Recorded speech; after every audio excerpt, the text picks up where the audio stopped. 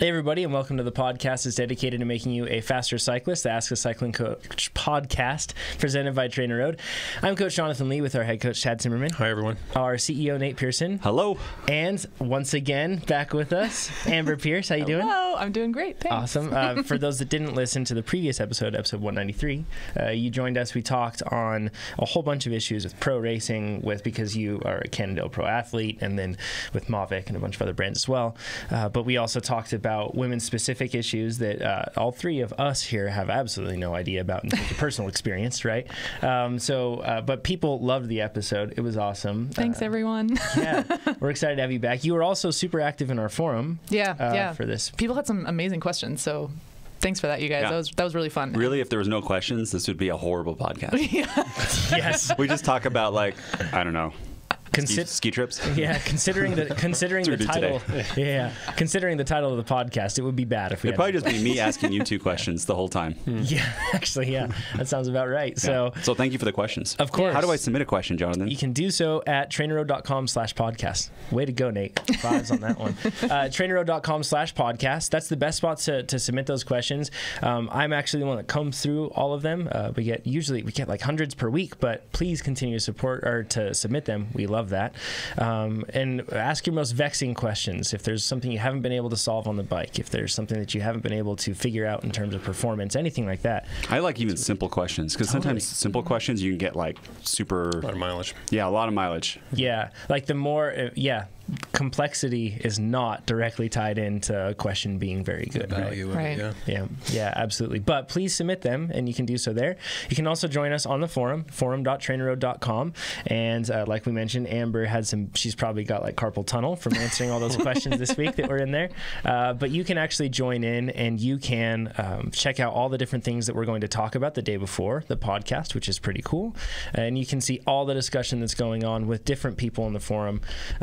The only problem I have with the forum is as soon as I post something, it's gone, because there are many other things. But that's easy to find too. You just search through and you can find it. But in other words, there's a ton of activity on there. You should check it out.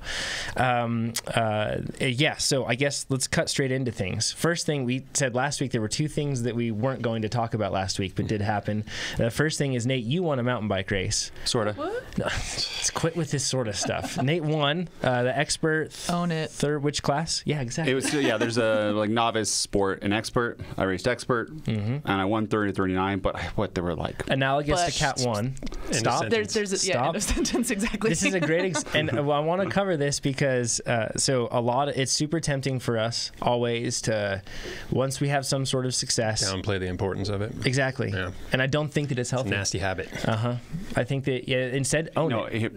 Here's what I think, guys. Okay. And ladies, it is. I'm trying to focus on improving all the time, right? So you can't be like, oh, I won, I'm the best. No, there's like so many things. So rather than talk about that, let's talk about how we can improve. Yeah, I get what you mean. No, but this is an important part. There's a difference between like, I just won and I'm done, I'm checking out, I'm not going to continue to work as hard. And then there's I just did awesome, I'm going to celebrate that, and then that's going to fuel me on to do more. I posted on Strava. Now it's time to move forward. So I just want to tell everyone, there were 4 people in my group. Overall, an expert, I was right mid-pack. Okay. I was like 37 out of 80. From where you were? Still good. That is extremely if it was a Cat impressive. 1 was better. The problem is I still can't turn very well. And this course had a lot of turns. So I have like a lot of improvement to do. Okay. And last week, between that, I went to a mountain bike clinic at the same course, which was good. It was a beginner mountain bike clinic. There was, I think, 8 of us in there. A couple people had never been on the dirt before.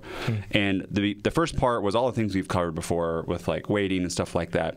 But the most beneficial part for me was there was a little teeny hill where we could go down and up, and I was able to do that. It was like 10-second laps, and have a coach there like session the corner at a higher speed and tell you what you're doing wrong.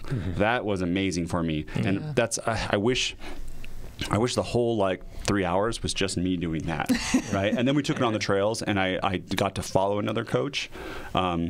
And that really helped a lot too, because to be able to take those lines and kind of use those skills at like higher speed on turns that I hadn't seen. What did you change about your technique as a result of the clinic? You know what it is? It's funny too. During the race, I wasn't doing any hip hinging, and I didn't have any bike body separation. Like I forgot all. It was my first mountain bike race of the year. I forgot everything from last year.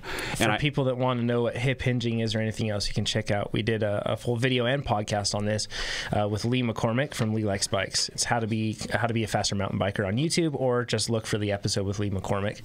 Tons of good info on there. And there's a branch over one of the turns, and I had to like duck so I didn't hit it. And when I did that, I did it like last second. I wasn't looking ahead. Another thing I'm bad at is looking at my tire. And my body got in the right position. The bike like separated from me, and I just railed through the turn. But that was like the last lap. And I was like, whoa, dang it, yeah. I know how to do this. Yeah. So it's just those like... I don't know. I'll throw this to Amber. Do you have any like activation things that you would do before a race for like descending or handling, or do you just you're good at it? It just happens. Over time, it did get to the point where it was just natural, and it wasn't something I necessarily had to practice, but it's something that I did practice almost daily in my riding. So I always made sure that in my training, whatever habits it was that I wanted to execute in a race, I would try to practice in training so that it's not something that you have to think about. And then in those moments where you're just on automatic pilot, you're doing the right thing. The problem too with us right now is there's no real, maybe one place in Reno to mountain bike in the winter, and then we go down to California. Yeah, where it's open. And I think I need to, before the race, I'm going to find that same hill and just session that hill until I get, like, as my warm-up. Yeah. So I can get that separation going. You refer to it as a problem, but it is really legitimately an opportunity, because it's a way for you to go faster. I mean, this is something you can improve right now, and it will have a direct impact on your very next race. Yeah, if you know how to solve the problem, then it's an opportunity right If there. I could turn... I'm just saying, top 35. It's not a problem. It'd be awesome. 35. I think that another spot, if you don't have like a little section of trail like you're talking about, or a little hill to do it on, a great way to get that bike body separation, get everything into place, is just figure eights in a parking lot. And chances are you have some sort of parking lot. Because on the dirt, and this was a little off-camera thing, and there was like a little rain rut, is that puts in a little bit of fear in my mind, that's a big limiter for me too. Right. Yeah. So in the parking lot, I'm like, oh yeah, I can bend the bike over everywhere. So being able to hit that a whole bunch of times with increasing speed, and then it's weird is, you guys, everyone knows this but me, but as you do it better and you go faster, it feels better. Yeah. Going faster with better technique feels safer. Yes. It does. Which is weird. I know. Momentum becomes your friend. Yeah, right? And then it grips so hard. You're instantly rewarded for doing it right. Yeah. And then I didn't have to, this is really cool, because you'd be able to coast up the next hill. And when I did it right, I had to pedal like once up the next hill. Yeah. When I didn't, it was like out of the saddle. Go. And I just imagine doing that. It's like coming out of every corner in a criterium. The more speed you scrub off, the more you have to regenerate, and it just wastes you. Exactly. So I would recommend anyone, because you do it on the trail and you see a new turn each time, and kind of what Amber's point last week, it's new load each time, and there's a new fear sensation. But when it's the same turn, especially this one was like, I don't know, I feel like every mountain bike course trail builder should build like a little... Yeah, it's a really good idea. 25-yard turn track, so to speak. Yeah, exactly. To be able to do this. And then we went the other way, and it was great that way too. And the thing about mountain biking that's different from road, I mean, every corner in road is a little bit different, but I mean, it's like, okay, it's either more or less off camber, more or less sharp, but on a mountain bike, you're really having to choose a specific line. And that's really different. And that's where going out and pre-riding the course probably would make a lot of sense, because you can kind of pick those pinch points or challenge points and maybe session those. The problem that I do is I don't session them. During the warm-up, I don't get there early enough. Maybe I can ride part of it, but I never stop. And two, it's usually a single track, and there's other people. There's social pressure. Get out of the way, everybody. I need this. But I need to do it. Yeah, I actually need it. There's social pressure against that for sure. You feel like you should just ride the course, and you feel like, and I'll admit this for sure, even for me, there's sections when I go through and I'm like, man, I really want to repeat that. But then in the back of my head, it's going like, well, if I'm repeating that, that'll, number one, that's not normal. Number two, it throws other people off. Number three, it would make me look like I'm trying to work on something before the race. Which is okay, by the way. Exactly. So all those things, your ego says no to all of those things, but you have to swallow that, and it's going to make it better. One thing I want to cover really quick with this, you mentioned the fact that turns change constantly on road too, on mountain bike with greater variance, but that's why you have to be so solid on principle. Like you have to have the things that don't change, which are what you do with your body in terms of the positioning and where you're looking that sort of stuff. You have to have that sorted, so then you can at least rely on that being a constant, and then that allows you to deal with the varying terrain a little bit better. The fear side is different, though, for sure, and that's where, like you said, Amber, pre-riding the course and working over those sections hopefully reduces the fear. Another thing we worked on, and then we'll move on from this, but is keeping the pedals like almost flat during a turn with slightly weighting. And I found that I didn't need to jam that foot out for all turns, and it allowed me to actually lean the bike over a little bit more. Oh yeah. Yeah. Yeah, well, I would disagree with your pedals being parallel allowing you to lean the bike more. In fact, that's not right. But it may make you feel more comfortable to do so. Like there's so many situations where you don't need to drop your outside foot. But if you have to be agile from turn to turn, I mean, if you're just leaning, that parallel feet. Exactly right. Yeah, and I saw a coach do that in front of me. He railed some turns like super quick, and he just had parallel feet the whole time. Maybe a little bit drop on each side. Yeah. But I was like trying to just exaggerate it all. I don't know. I got so many problems. We shouldn't even talk about it. Going on It's so much. Like Amber said, don't overthink it. Rip the turns, right? You can't tell someone who overthinks things. I know. Just don't overthink things, because then they think about not overthinking. That's true. Quick note, though, we did talk Jonathan. last week about cornering on road, and I just want to mention for the record that cornering on a road bike on road surface is really, really different than the body position that you're going to need on the dirt. So that's a good point. I don't lean the bike, right? Principles are similar, though. Yeah, the principles are similar. Yeah, principles are similar. Like you said, such a good tip for people is weight on the outside pedal, because then that starts a chain reaction of proper positioning thereafter. Yeah.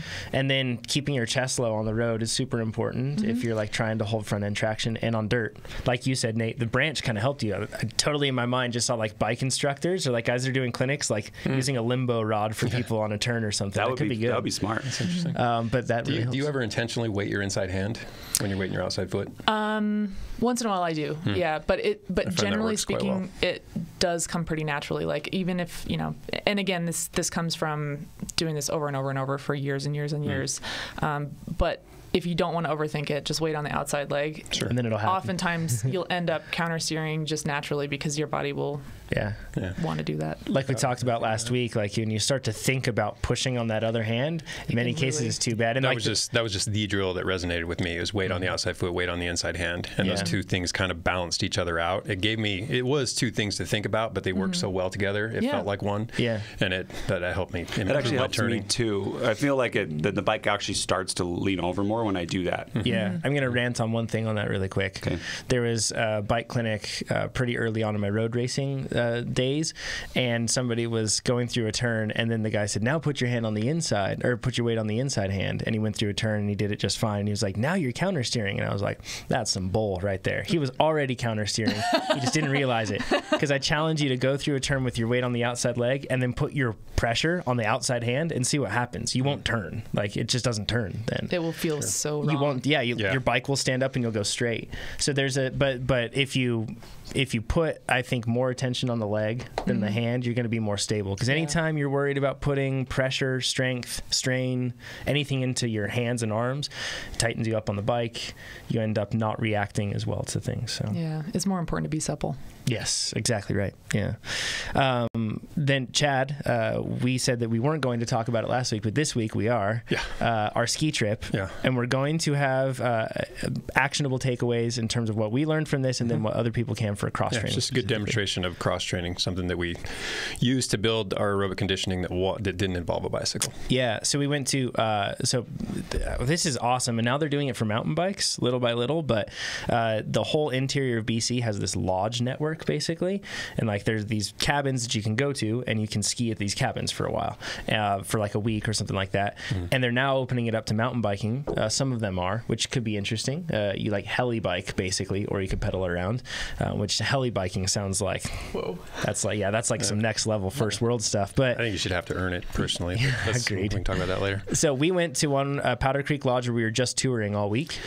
And it just so happens we actually picked probably the best lodge in this entire network of lodges. It's pretty cool. Shout out to podcast podcast listeners, John and Shelley Peachel. They invited us up there. That was awesome of them. But I did 46 hours of touring in 7 consecutive days. Yeah.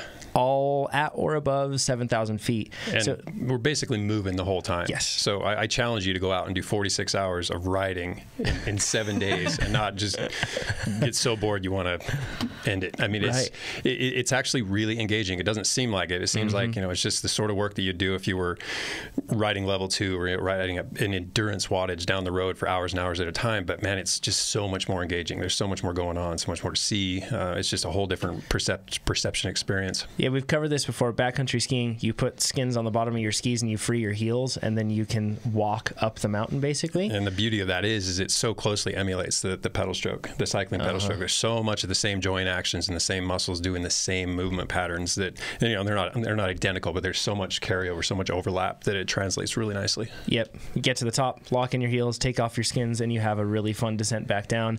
And we would do 7 to 9 laps a day. 7 to 9, not 79. 7 to 9 laps a day. And it was, in other words, 46 hours of that. And it's basically like go walk upstairs and take 2 steps at a time. And that's basically what you're doing when you're going up. And then wall sits coming down, because that's basically on a Bosu, and that's like what you're doing coming down on the skis. Yeah, and it's a whole ton of aerobic work. And then the downhill is more a bit of an anaerobic work. So it's still a nice blend of what very much so, yes. Yeah, and in some cases more than others. Yeah. Depending on your level Is of a crash a stability. plyometric? That's yeah, the crash itself, and then getting up from a crash and however deep powder is one of the most embarrassing and difficult things imaginable. There's just no good way to do it. Because I'd love to put this on the phone. I didn't take any videos of Chad struggling. We do have one picture of me probably just prior to falling. Yeah, it doesn't look good for me. It kind of looks like you're a telemarker, which is so people can look. Let's go with that. So it kind of looks like Chad's really cool. Like he knows what he's doing. There's a mountain bike photo from my last race where I wasn't clipped and I unclipped on something, and I'm descending with only one foot in, and the other foot's like out balancing. And there's someone behind me, and the lady goes, "Click." Oh no! Thank you. Yeah. So I guess to your point, Chad, it's much more physically strenuous if you are a beginner skier versus an expert skier. Yeah, in a lot of ways. Yeah, a lot of ways. But we did a ton of work. The interesting thing is we ate like kings, because at this lodge they have chefs that are incredible. And Chef Shannon in this case, and she made the most, like Chad and I ate like kings basically. We did not skip dessert. Didn't hold back in any way. No. And Chad lost so much weight. He came back and it was weird. You were weird looking. You were so skinny. It's crazy too, because I mean, we had big breakfast, packed a big lunch, big snacks with those lunches, come back for hors d'oeuvres, then eat a big dinner, get up and do it all again. It's not weird. You're burning it. No, it makes plenty of sense. But the fact is, I thought I would just eat regularly and lose a bunch of weight. No, I ate probably twice as much as I usually do and still lost a lot of weight. It's crazy. So we both came back leaner. We both lost weight from that. But the interesting thing is I use that as like, so a lot of people think of their nutrition on the bike as only something that they can practice on the bike. But for me, I looked at this as I'm a really bad eater on the bike. I don't eat enough. And then I don't tolerate food well. Well, it's because I just don't eat enough on the bike either. I'm not training my body to take that food in, right? Yeah, it was actually really eye-opening in that sense, because we would eat some full-on protein-laden, fat-laden meals, depending on how you made your sandwich or whatever you took with you for your lunch break, and then right back into skinning up a hill. So your body's still right in the midst of digesting your meal, and you're starting to work at a pretty high level. Okay, I've got a stupid story. We'll pitch to Amber. Everyone just wants to hear Amber too. Shut up, Jed. But when I first started triathlon, I read a bunch of people say, you have to eat because you're doing such long stuff. If you don't eat, you're not going to do it. So I would, and this was in college, I didn't know anything, I would eat a full big dinner and then immediately go out and run 4 miles all out. Like right out of it. Oh, wow. Yeah. This is a bad idea. Yep. Through the park next by the college. So how many times did you throw up? Never. At first it was hard, but after a while I got better at it. Yeah, so to the point of training your body. Exactly. And now I don't have any, like you guys see me eat. Yeah, you have an iron gut. I trained for it. So just the point there, you're like, I can't eat anything because my gut will have problems. Maybe it's self-perpetuating. Exactly right. Yeah, I'm sure that you saw that too, right? With training. I again, like at some point I started working with a nutritionist who told me to have a gel 10 minutes before I rode and then have another one within 20 minutes. And I was like, really? I mean, I would usually I would get into it, an hour or so before I'd even think about eating. And as soon as I started trying to eat more frequently, it was really weird. Yeah. But then, and at first it was like, you're trying to get the gel down and you're like, oh, this is gross. But after a while, you start developing that habit, and then it's just like second nature, and it feels good, and you're training and it allows better than you ever. to go day after day after day. Yeah, too. you can recover so much better. Yeah. On day one, I just followed like my traditional habits, and when we were coming up the last, because every day you had to skin, like the lodge owners and the guides are so awesome. They there's another way where you could basically skin over and get close to the lodge and be done from the top of the skinning up, but no way. Every day we went way higher, so then we could ski down and have an awesome run down. And on that last run, I was feeling pretty weak. Like it was close to bonking, right? And at that point, I was like, I am going to use this as a nutrition camp, and I'm going to be better. And every day, and I actually didn't take as many sandwiches or anything else. I thought, what would I take if I'm actually on the bike? And I brought a lot of nutrition for that. I didn't do that. And I tried to practice that, and I feel like that was one benefit. So cross training, if you're doing any sort of like endurance, longer days like this, think it's not just we're not just talking about the physical adaptations with the energy systems, anything else like that, but maybe there's also something on nutrition you can do. When I go to Costco, I usually take 2 gels. And the samples. It's a lot of walking. Yeah. I do want to dispel one concern that I know a lot of cyclists have, and I'll probably create another one along with it. But I've heard a lot of time you hear cyclists talk about, I don't ski during the winter because I don't want to injure my knees. And it's a fair concern, for sure. Absolutely. Yeah. But I got to say, I mean, the things you do damage, when you twist your knee, are typically your ligaments, right? How do they rehab those? Almost all the time. They'll put you on, depending on the severity of the tear or whatever it is, they'll put you on a device that actually flexes and extends your leg. But then they gravitate you to the bike, and then you move in that sagittal plane, and you start to load the joint, and you start to reestablish your strength and your fitness. So the bike is actually rehab for these injuries. Yeah. So it's not the strongest argument against skiing. Yeah. And it just so happens I did actually injure my MCL. I got a grade 2 strain. So yeah, I know. I thought it was a knee injury. I thought I collided with my ski. Turns out I actually damaged the medial. So what you're saying of like the 1,000 different ways you could hurt yourself skiing, if you hurt your knee in a certain way, it might not stop you from cycling for long. That's true. I mean, there's inherent risk in anything, though. Yeah. But that's always what skydivers tell me, right? There's inherent risk in anything. Yeah, exactly. Yes. Yeah. Base jumpers and all that. But anyway, it's on the mend, so no worries there. The one thing that was surprising, though, is the first day I didn't have a real good sense of balance. I wasn't trusting my skins, wasn't trusting my skis, and I did a lot of work with my wrists and my poles to the point where my wrists were basically swollen for the entirety of the trip. It looked kind of gruesome. But it was gross. I couldn't. It means I couldn't extend or hyperextend my wrist, which on a bike, that's actually a crucial thing. You have to be able to weight your wrists. You can't always maintain like a hammer grip. Sometimes you fold inward, and that position, I wouldn't have been able to do it. So it did kind of open my eyes to the fact that I can, through overuse, injure myself in a different way that would translate to poor. It's not just knees. Yeah. It's something, and something. So, and the point of cross training, I think that like when a lot of people look at, for me, like cross training is almost entirely psychological. Like I need a break from whatever I've been doing, and it's nice to have winter time enforce I guess give me the opportunity to ski since I don't have it year round, and that's why I love to do it. And I think that touring, in many respects, is a better way than just doing the resort skiing side of things because of what you get going up. You don't have to work really hard.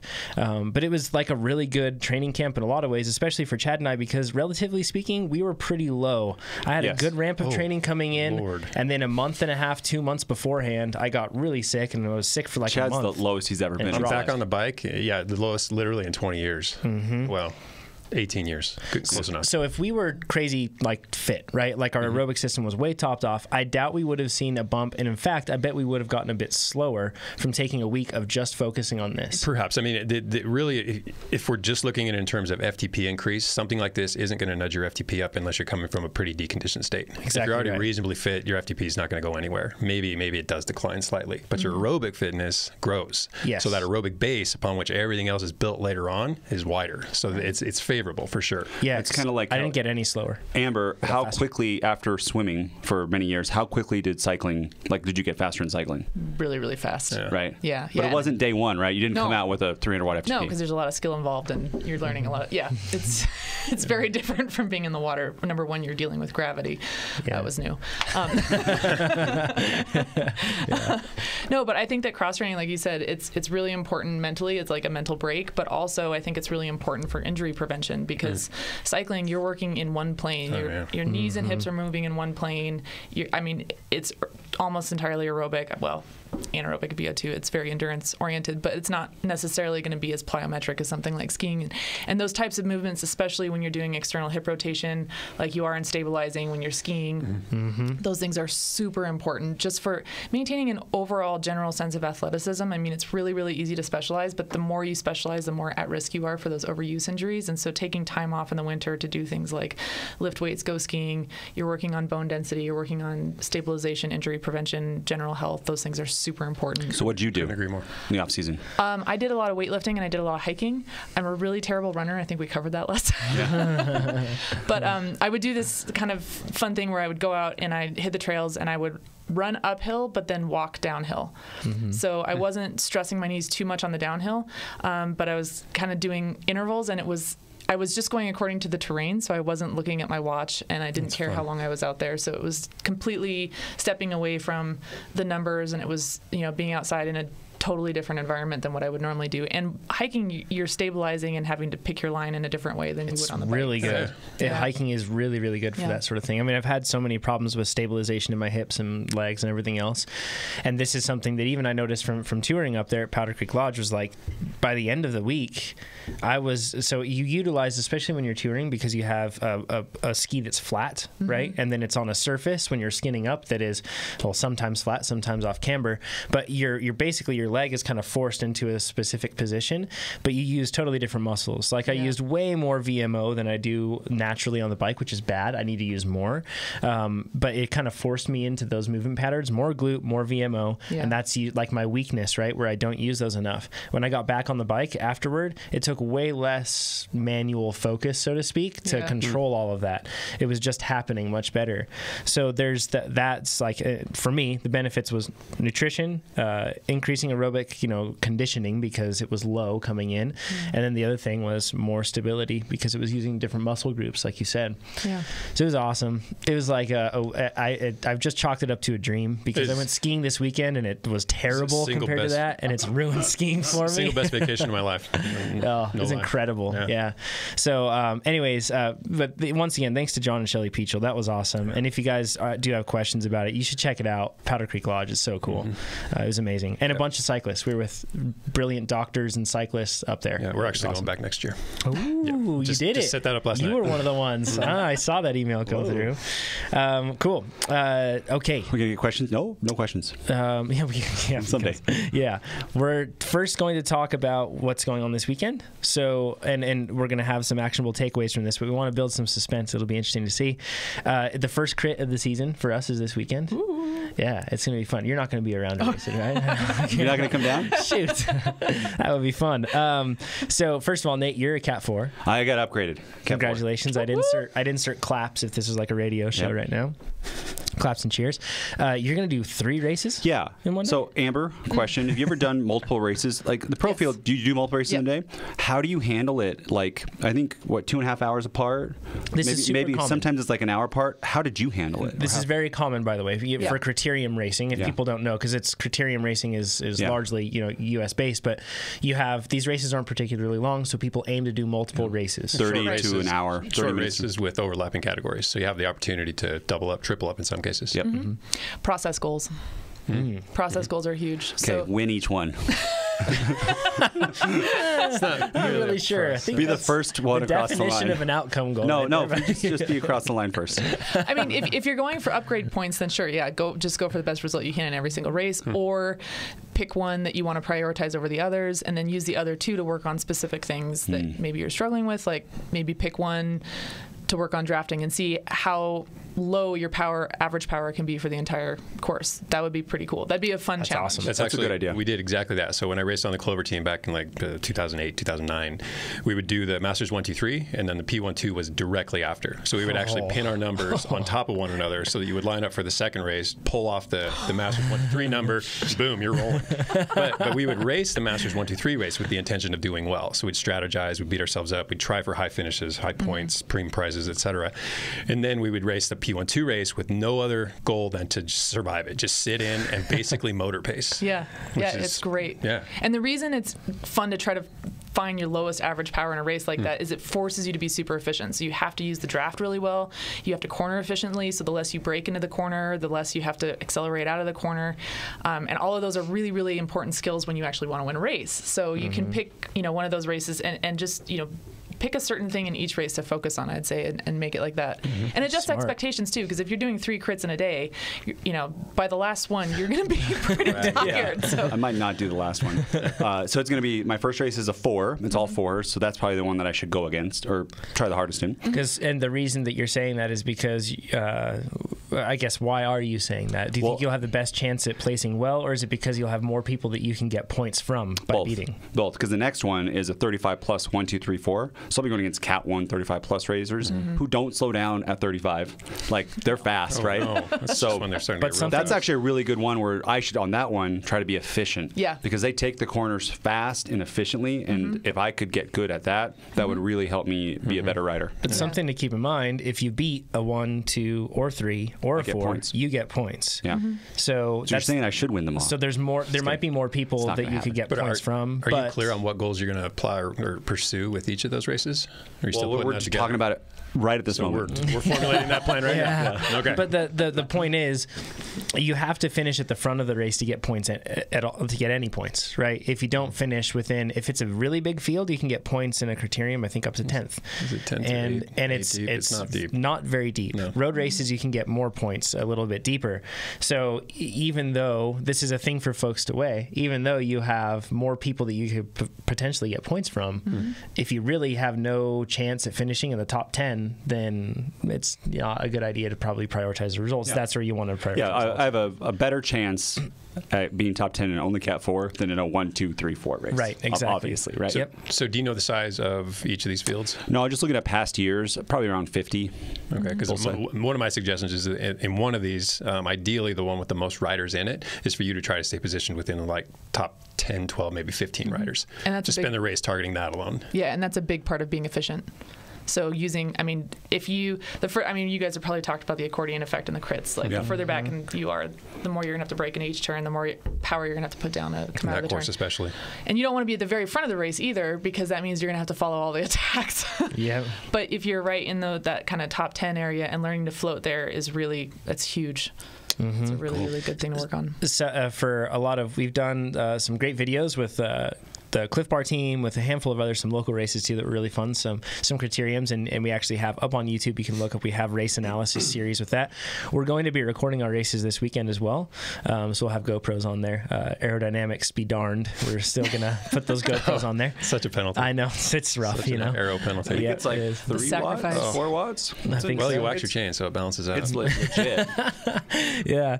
So, and then I'm going to be just racing 2 races, but 2.5 hours apart, and that's where I wanted to ask you, Amber, for a race. These are short races. I think that the first one is, I think they're both 50 minutes for me, right? Yeah. So 50-minute races, 2.5 hours apart. What would you do in between 2.5 hours of race, or if you had a 2.5 hour gap between races, like nutrition or resting? What would you focus on? What would you do? 100% do a recovery shake within, as soon as your first race is done, get a recovery shake down, and I would do at least 10 minutes cool down spinning, and then go take a nap. Go to a restaurant, eat a pile of pancakes. Where do you take a nap at? Our hotel is super close. I cannot nap like that. That's incredible. If you can, it's great. And if you can't, whatever, lay down, put your legs up. Just chill out. Whatever is going to be relaxing. Go watch a funny movie. It's actually the best thing you can do is take your mind off the bike racing. Like leave and come back. Go do something that's fun and enjoyable and makes you laugh. And then, come back and not run around and play with my toddler. Okay. Actually, that might not be a bad idea, honestly. Maybe. That could work. Because it certainly emotionally helps. How about this? Not stand on the side of the race the whole time, watching all the other ones and BSing with everybody. If anything, sit. I mean, if you want to watch it and try to glean something from each of those races. Hey, if you've got teammates racing or friends that are out there, go cheer for them for sure. I mean, whatever it's going to be fun. I mean, if you're having fun and you're engaged, it's going to bring your whole. I mean, what you want to do is switch off the sympathetic system from the race and shift immediately as quickly as you can to parasympathetic. And parasympathetic is your rest and digest. And that's when you're socializing and you're laughing or you're laying down with your legs up. I mean, whatever it happens to be, but just find a way to kind of just chill out, Disengage. Disengage. I like that. Nate, you're doing something the next day. Well, first of all, you're picking a race that's a mentored race. Well, I guess you don't really get to pick it, but that's an interesting thing because I want to talk about upgrade points. Yeah, I'm doing a skills clinic the next day. Yep. And you've been doing these for years, obviously. Every rider They're really, really helpful. Yeah, right? Yeah. So these skill clinics, the cool part is you get better, but then on top of that, you also get an upgrade point. Yeah. Or depending in on this your case, category. 3 upgrade points. I think I'm going to get 2 on this one. 2 upgrade points. So to give people an idea in terms of what that equals, and I'll go into a criterium, and you can look. This is USA, obviously. Right, exactly. It's similar though in the UK, isn't it? It's pretty. sure. I've watched videos on it. They have upgrade points in categories. Yeah, they do have I'm not sure what the structure is. Yeah.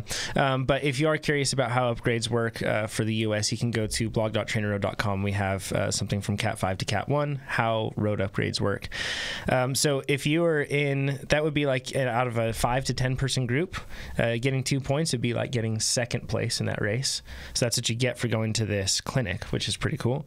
If it's an 11 to 20 competitor group, that's like getting 3rd place. It's like 4th place if it's up to 50, and if it's over 50, it's like getting 5th place. So if you think about that, that's a really hard fought position to get in a criterium, and you can just get those points from a clinic. That's great. And then you also get 1 point extra point, because in some cases you should ask the race organizer about this, but they have mentored races where people are trying to become coaches or trying to, I think, maybe to become like Cat 1 or pro. I think that this is another thing that you can do to like help that.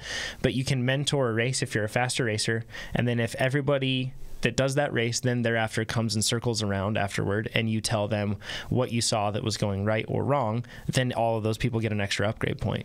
So you're going to get 3 points already this weekend without anything regarding 2, your but position. Yeah, maybe 3. Well, 3 if you go to the mentored race and the skills clinic. Cool. So the skills clinics only apply to Cat 5 and 4, right? I think so. And then the mentoring. I think only Cat 5 and 4 as well. Okay. I could be wrong though. So the other thing, my other strategy is I think an hour between the Cat 4 and the 1, 2, 3, 4 race. So what I'm going to do is just keep the sugar high. And actually during the 4 race, there's the beta fuel from SIS. Yeah. It's actually really good. It's I think it's 90 grams of carbs, but it's the right combination of fructose versus glucose. And you mix it up, and it's not overly sweet or pasty. It kind of just tastes like a sports drink. So I was going to have that during the race to try to be maximum, and then have more afterwards, because I don't want to come down. I don't want to come down at all. If it's an hour, I'm going to pretty much spin for a little bit, rest, and then start warming up again. Yeah, you want to have a little mental kind of parasympathetic chill out. So even if it's 5 or 10 minutes. So when you finish, I do recommend doing a recovery drink. So where you have the 4-to-1 carbohydrate to protein ratio. But then, just keep sipping. So you said something in the podcast on this too. Most protein comes in 20-gram servings. So do I need to take all 20 grams and then do 80 grams of carbs? No. You can do like 10 grams of protein. Yeah, and then 40 grams carbs. Was that how you would do it normally? Yeah. Cool. Yeah, it doesn't need to be a lot. And I mean, depends on who you are, what works for you, but that's enough. Good place to start and see how you feel. Yeah, and it's not like a huge volume. It's not going to sit real heavy. It's not going to taste really sickly. And for this too, I would go for fast protein, like a whey, rather than a casein. I want to throw something out there for a process goal for you. Okay. So as far as the positioning in the top 10, that's easier said than done, right? It's hard. That's why it's really hard. Yep. And the thing with crits is you can be, 5th wheel, and then less than 10 meters later, you're at the very back. And you're watching, one turn can take 20 spots away. Exactly. And then you're watching the front of the field go around 2 turns ahead of you, and you're thinking, I'm never in a million years going to get back there. So a really great tip that I've told a lot of people on this, I'm going to throw this out to you. When you're in a crit, if your handlebars are in front of the person next to you, you control the line. So if you're going through a corner and the person next to you has their handlebars in front of you, you have to defer to the line that they take. So if they're on your outside and they cut in across you, you have to back off. That's the only way to get through the corner safely.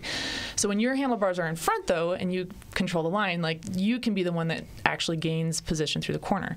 So a really good thing to do in the middle of the race is just to say, I'm going to move my handlebars past 2 sets of handlebars. And then as soon as you do that, move past 2 more sets of handlebars. And what it does is it breaks it down for you. So let's say you get shuffled to the very back of the pack and you're thinking, oh gosh, I'm never going to get to the front again. Breathe, because the second that you start to feel overwhelmed by that, forget about it. So to get rid of the overwhelm, just think, I'm good. I just have to get my handlebars in front of 2 sets of handlebars. And that's very doable, right? You do that once, you do that twice, and sometimes all you have to do is do it twice, and you're back at the front again, because the same thing that can happen. I mean, you can get shuffled to the very back, and then if you position yourself well through a couple corners, you can get shuffled to the very front really quickly. So it's a great idea. It's a really good thing to focus on because it breaks it down and makes it very doable, and it keeps your focus so that you don't. As soon as you get overwhelmed, your focus is gone. Yeah. So it's a good thing to you try. Get kind of like. You don't want to. You get impatient. You're like, I got to get to the front right now. Yeah, exactly. Like, and then you got to do 1,000 watts. And, right. And you're right. Yeah. Don't go out in the wind and try to blast up past everybody. I'm afraid because I have good fitness and I don't want to have that, right? Because that would be the bad way to race. Right. I have two questions. First, or one process goal I was thinking maybe for the last race, which is Cap 4.5, is to kind of tail gun it by watching videos when it accordion or fans out.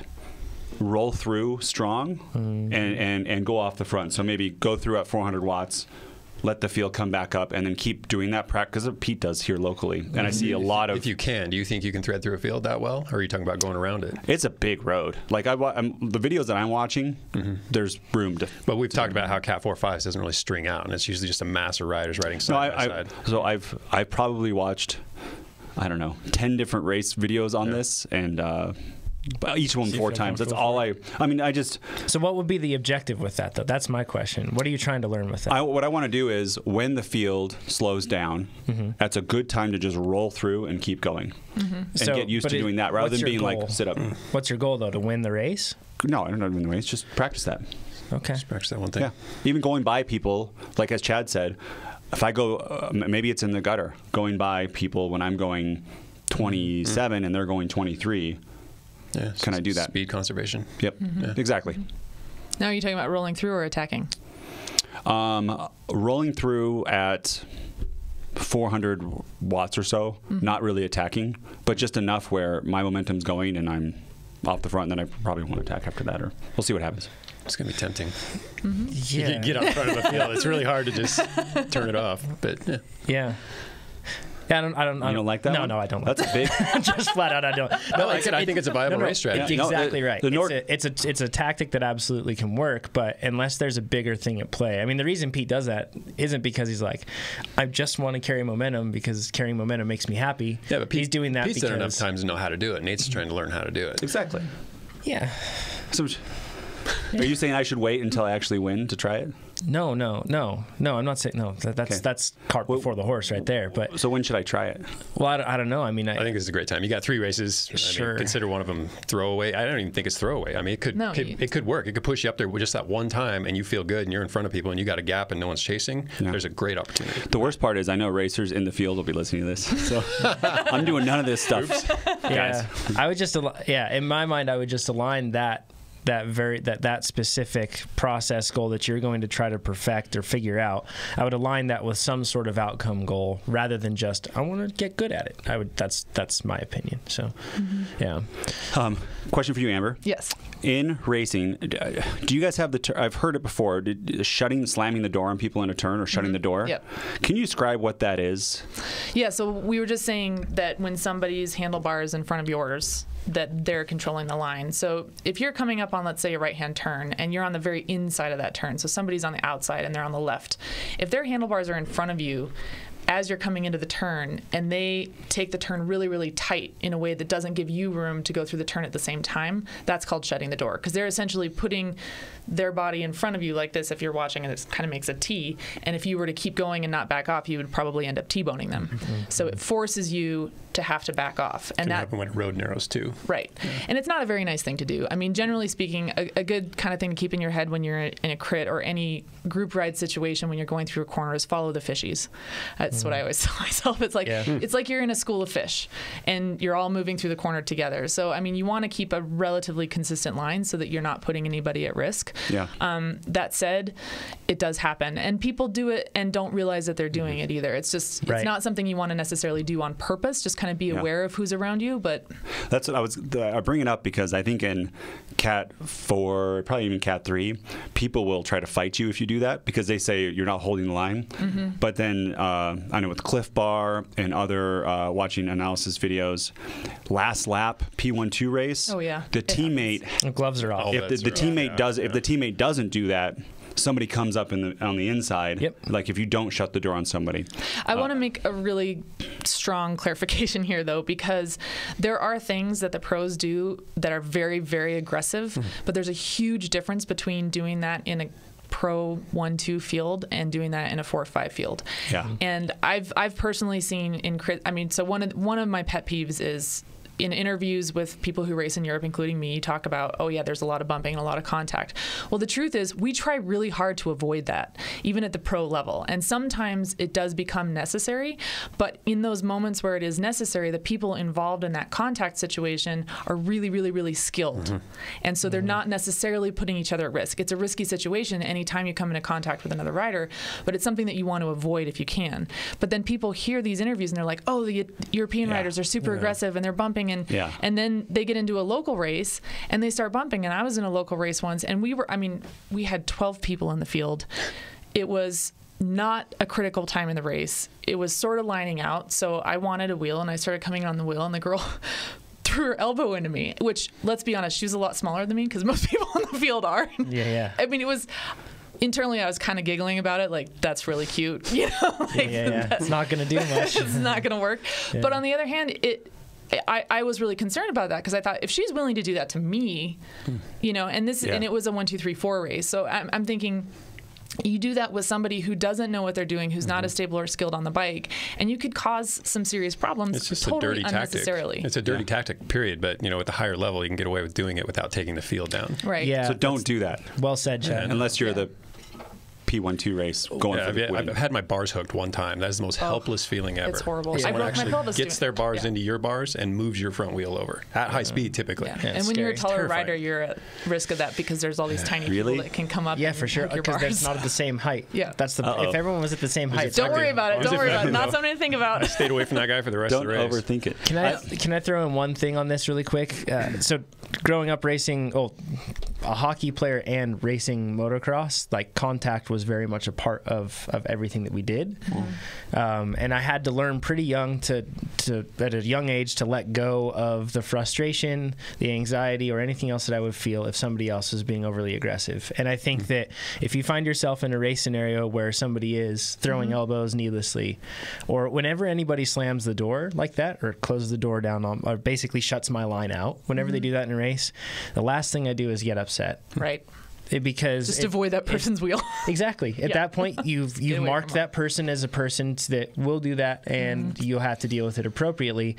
But the worst thing you can do is let that get to you and get you into a situation where you're tense or just let it rattle you. Even a local race here, it was strung out, and I think it was I don't know, it was probably the Cat 3, 4, 5. We're strung out, and I obviously had the wheel, and someone comes up and just tries to fight me from a wheel. I talking to him, what are you doing? I said, fine, you can have it. And I think I attacked or something, but it's what's not worth it. Exactly. The stakes are so low for us.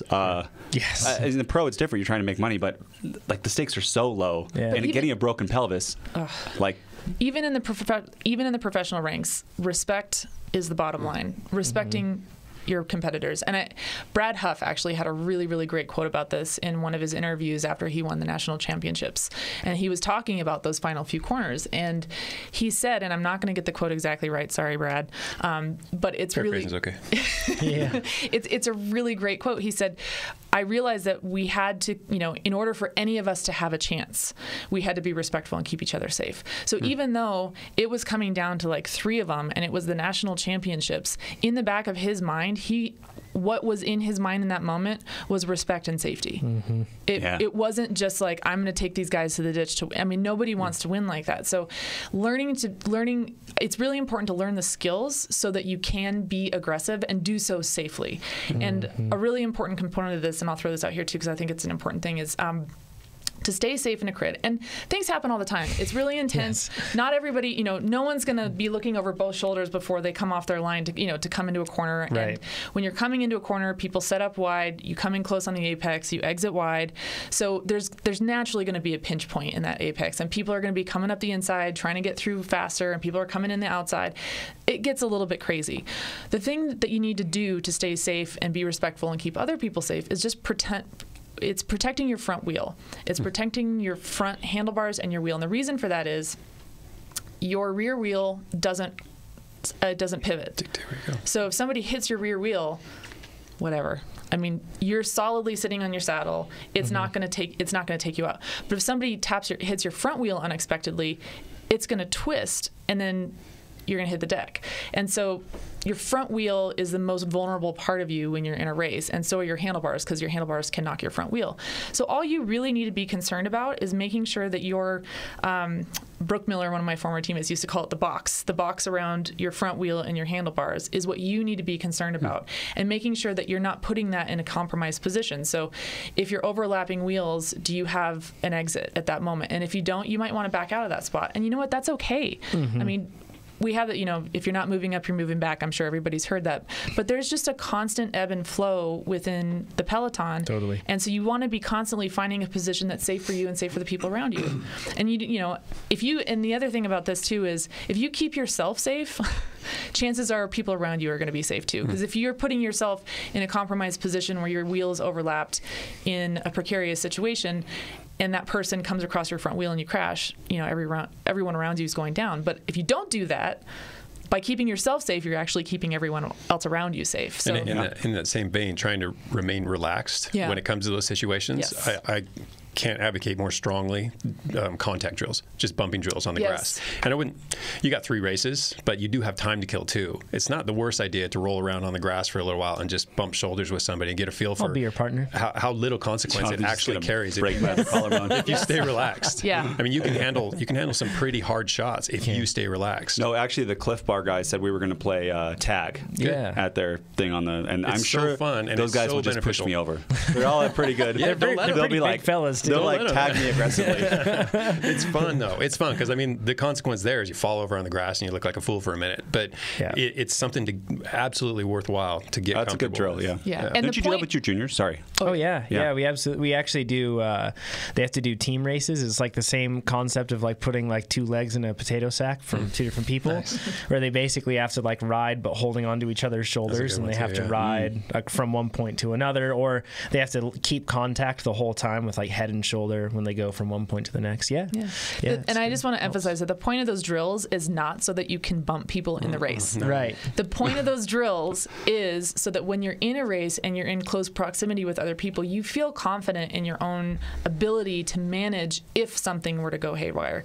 And I don't think I mentioned this last time, but a good analogy for this is when you're learning to drive, before you've learned to drive, the idea of driving on the freeway is pretty scary and intimidating. Yeah, you can mention this. But at this point in our lives, we've been driving for so long and honing these skills for so long that getting on the freeway is not something that you even think about. You don't get in a panic when you get on the freeway, but you can't control what anyone around you is doing, and accidents happen. So there's never a guarantee of safety there, but you're not freaking out about it behind the wheel because you have the skill to manage a situation. You feel confident enough in your own ability that if something were to happen, that you'd manage it. And that's what those drills are about. Think about a twitchy 16-year-old driver getting on the freeway. Someone looks like they're going to change lanes into you. Yes. The reaction is to jerk away from it. Same thing on the bike. Spin out. You see someone coming towards you, you don't move. They hit you, deflects. You keep on riding. If you're relaxed and you're used to that sort of thing. So I know how races go in Reno because I've done so many races in Reno, and I know the feel. I know everything's going to happen. In Northern California, what it seems like, because I don't think I've done any crits in Northern California, is that the lower categories is almost always a sprint finish. Can you, Amber, tell it? Do you sprint at all? Yes. Okay. Lay it on me. I've got 36 hours to learn. Just great. I'm just joking. About it. It'll work right out. I'm joking, everybody. No, but for everyone here, do you have any tips for sprinting in crits or practice? And then Pete had some tips I wanted to share after that. I just want to say sprinting really truly comes down to positioning. And one of the things I used to tell, so when I first started, I actually was a really strong sprinter, and that was my forte, and I eventually became more of an all-arounder. I was never a pure sprinter though, so I wasn't, early on my team would lead me out, which was super fun, by the way. It's a lot of fun. But the thing that I always told myself about sprinting is when you're coming into those final laps, it's all about positioning. Because when you get to that, usually people open up their sprint 200 meters from the finish, depending on how the course plays out. But it's a fight for position to the 200 meters. So you actually have a couple of finish lines. One is getting yourself in position to do the sprint and then sprinting for the finish line. And the more people that you get around before you open up your sprint, the fewer people you have to get around in your sprint. Yeah. So actually, it's really worth a huge energy expenditure to get in position. If you're really, really skilled, you can rely on your skill and less on power output to put yourself in position, and that's the ideal scenario. So really what you want to do is be really good at positioning and putting yourself in position to sprint. So one tip that I have for this, which is really important, and not a lot of people do this, and I'm giving away all my secrets, but you're welcome. No. You're not racing anymore, so it's okay. Your competitors have pen in hand. Pen in hand. They're ready. All right. Go scout the finish. So go to the finish line. Put your bike in the gear that you think that you'd want to sprint in given the terrain. Pedal backwards for 20 pedal strokes. And that's roughly where you want to open up your sprint. And then you can really start to break it down. Like, is there a corner between where you'd want to open up your sprint and the finish? In that case, you want to be first wheel through that corner because you're not going to have enough room to get around anybody before the finish line. If there's not a corner, pick a landmark. Fire hydrant, lamppost, whatever it is. Crack in the street. Crack in the street. Well, you might not be able to see that, but it should be something that when you're totally cross-eyed at the end of the race will still be pretty obvious to you, and something that you can see when you're in the group. And that's kind of your landmark for where you want to open up your sprint. It may or may not always coincide with where they mark the 200-meter line, and the 200-meter line might not be marked well enough for you to see when you're coming into your finish. So then the whole race, every lap that you're doing, watch how the field is moving coming into that position. So try, taking the corner before it on the outside line. Try taking it on the inside line and get a feel for what kind of line might be good. So how can you position yourself to get to that point where you want to open up your sprint well? A lot of people don't bother to go look at the finish line. This is a huge thing to do in road races where the start and finish line aren't the same thing. Take some time to go look at the finish and have a mental picture of what it's going to be like, so that as you're coming into the finish and everyone's redlined. And that's so key. And I think on this one, what I'm doing is I'm watching, like I said before, a lot of YouTube videos, because actually there's kind of two sets of tight turns early on, and watching that, even in the P12, nobody's moving up. Yeah. So it's kind of like halfway through the course, if whatever position you're at is going to be your position coming out of the final turn. Yes. Like by a couple of wheels. Yeah. A few years ago at North Star, we did the Tour de Nez, and I won the crit up there. And it finished in the North Star Village, and we came from a parking lot kind of up through this very, very long chicane, and it was on cobbles, but it was just like this zigzag all the way to the finish line. And coming into the chicane, it was like 600 meters from the finish line.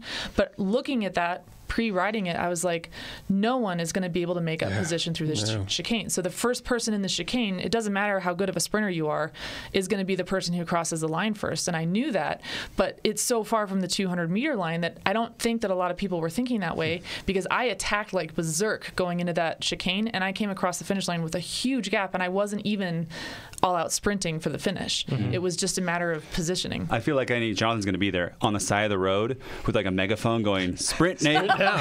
Sprint now. Just tell like me a robot. Like a robot. Like, tell me exactly what to do. No, I'm just joking, but that would be That'll be fun to watch. Yeah. You jump up and down and wave his arms. Yeah, this is the time. Yeah, that'll be fun to watch. I'm looking forward to it. Stay tuned to Nate's Strava and to our Strava to see how it goes. Chad, you're not racing this weekend, right? Or this season. I don't know. We'll see. Probably just local stuff. Cool. Yeah. Let's get into the questions. Let's do that. Steven's question. He says, what are Chad's thoughts on intermittent fasting? Well, he's going to get more than he bargained for because we're all going to share our thoughts. Yeah, good. He says, so anyways, he mentions that it was championed by Fung et al. On Chad's reading list. And you can find the book list and everything else on I think it's on the forum too, but you can find it on our blog. Okay, and he says, what are your thoughts on intermittent fasting and synchronizing this with a Trainer Road plan? He asks, do you do it on the free days, meaning it being the intermittent fasting, putting that into practice on free days or days when you don't train? And how would you work that with a triathlon plan where these are all filled with swim, run, or on low intensity days with a fasted state ride? What are Chad's thoughts on the scientific principles of the insulin model? So like I said, I'm by no means a be-all, end-all resource on this matter. And while I do enjoy reading Jason Fung and particular authors, it doesn't mean I agree with everything they say. I find it interesting anyway, and especially when they can support it with a good amount of science and research. And it's interesting. Whether or not I'm going to apply it, whether or not I agree with it, are kind of other matters. But in the case of intermittent fasting, or as plenty of people refer to it, intermittent eating, because it's really the same thing, right? Totally. What is it first? For people who don't know. So I was just going to talk about fasting. Fasting is just not eating. That's it. Just don't eat. Yep. That's all. Yeah. It is that simple. And the benefits. Mind blown. Sorry. The benefits of fasting are pretty well supported. So it is legit. Yeah. How well it overlaps or works with training for improved performance, it's another matter. But it improves your insulin sensitivity, and that's probably the big one. So all these people who dose their systems so frequently with sugar and they have high insulin insensitivity, this is a way for a bit of a reset, or at least to try to push them back into a healthier realm in that sense. So it lowers your blood glucose, and anytime you lower blood glucose, you lower inflammation. Anytime you lower inflammation, you probably lower body fat in the process. All these things kind of tie together. So there's an upside to it for sure. Big concern with lowering fat is the visceral fat. So not even the subcutaneous stuff that all of us are very aware of, but the more dangerous internal stuff that's far more what's the word I'm looking for? Insidious. And then it provides a certain level, or it can enhance your metabolic flexibility, how well you utilize different substrates. You're not just a carb burner. You can also access fat. You can also, when necessary, utilize ketones. And it creates a lower cost of energy.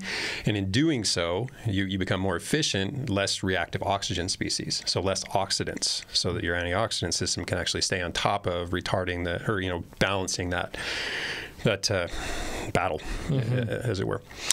So I guess fasting is something. Well, fasting is very old. It's been around for a very long time. Long time. Intermittent fasting is something that is very fatty. It's in vogue right now. I don't mean fatty, but fatty. Fatty, yeah. It's very much in vogue right now. Yeah, and so really simply, I mean, there's at least a couple definitions I can think of. Some people will do like a drastically reduced caloric intake on one day, 400 to 600 calories. That's their daily. That's the fast. That's that entire day. That's all they'll eat. Then the next day they eat normally, or maybe they'll do that for 2 days and eat normally. So there's a lot of ways you can shape it, but most commonly it's skipping breakfast and basically limiting your other 2 meals or all your eating to a narrow window.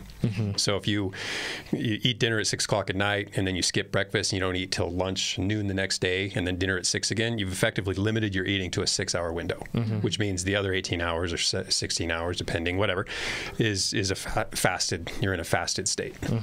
That's it. That's the concept. It's nothing too crazy. So it's intermittent, but so is sleeping. I mean, exactly right. Yeah. This is what I want to get to. Like, I mean, you fast every night when you sleep, and then a lot of people. I mean, this is why you could also call intermittent fasting like not eating in a lot of cases, or just compartmentalizing it and shifting it around. But I think it's kind of misunderstood. Like, and I think Fung, like Nate, we were talking about this. It's perhaps misunderstood in terms of like whether it's what the objectives are or how to go about it, right? Well, okay, so on the forum, I've seen people misunderstand this, and there's some great videos of Fung giving talks, and he is mainly focused on general population and usually obese people losing weight. Talking athletes, and endurance athletes especially. Fung talks about strategies to try to get these people to lose weight, and he says that telling people eat less and eat healthy foods, just like caloric restriction, doesn't work for those people because they lose and then they end up gaining more in the long run. It works in the short term, but it's short term, but not long term. It's not sustainable for those people. Yeah. And what I've seen people say is, they take that as like the strategy of doing that means that a calorie restriction won't make you lose weight. So scientifically, laws of thermodynamics, calorie restriction will always make you lose weight, and if you do it forever, you'll eventually die. Like you'll eventually just nothing will be left of you. Yeah. Truth.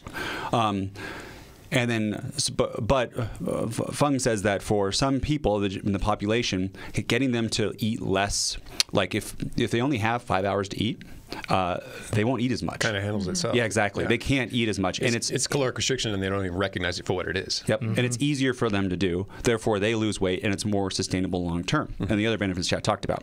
But in our world as cyclists, it's a little different.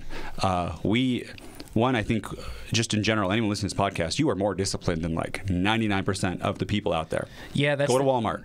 Like you are. Like you hang out with people that are cyclists and you compare yourself to them. But the average person, you are head and shoulders above them. Right. Like you're more disciplined. And also, we're working out all the time. Right.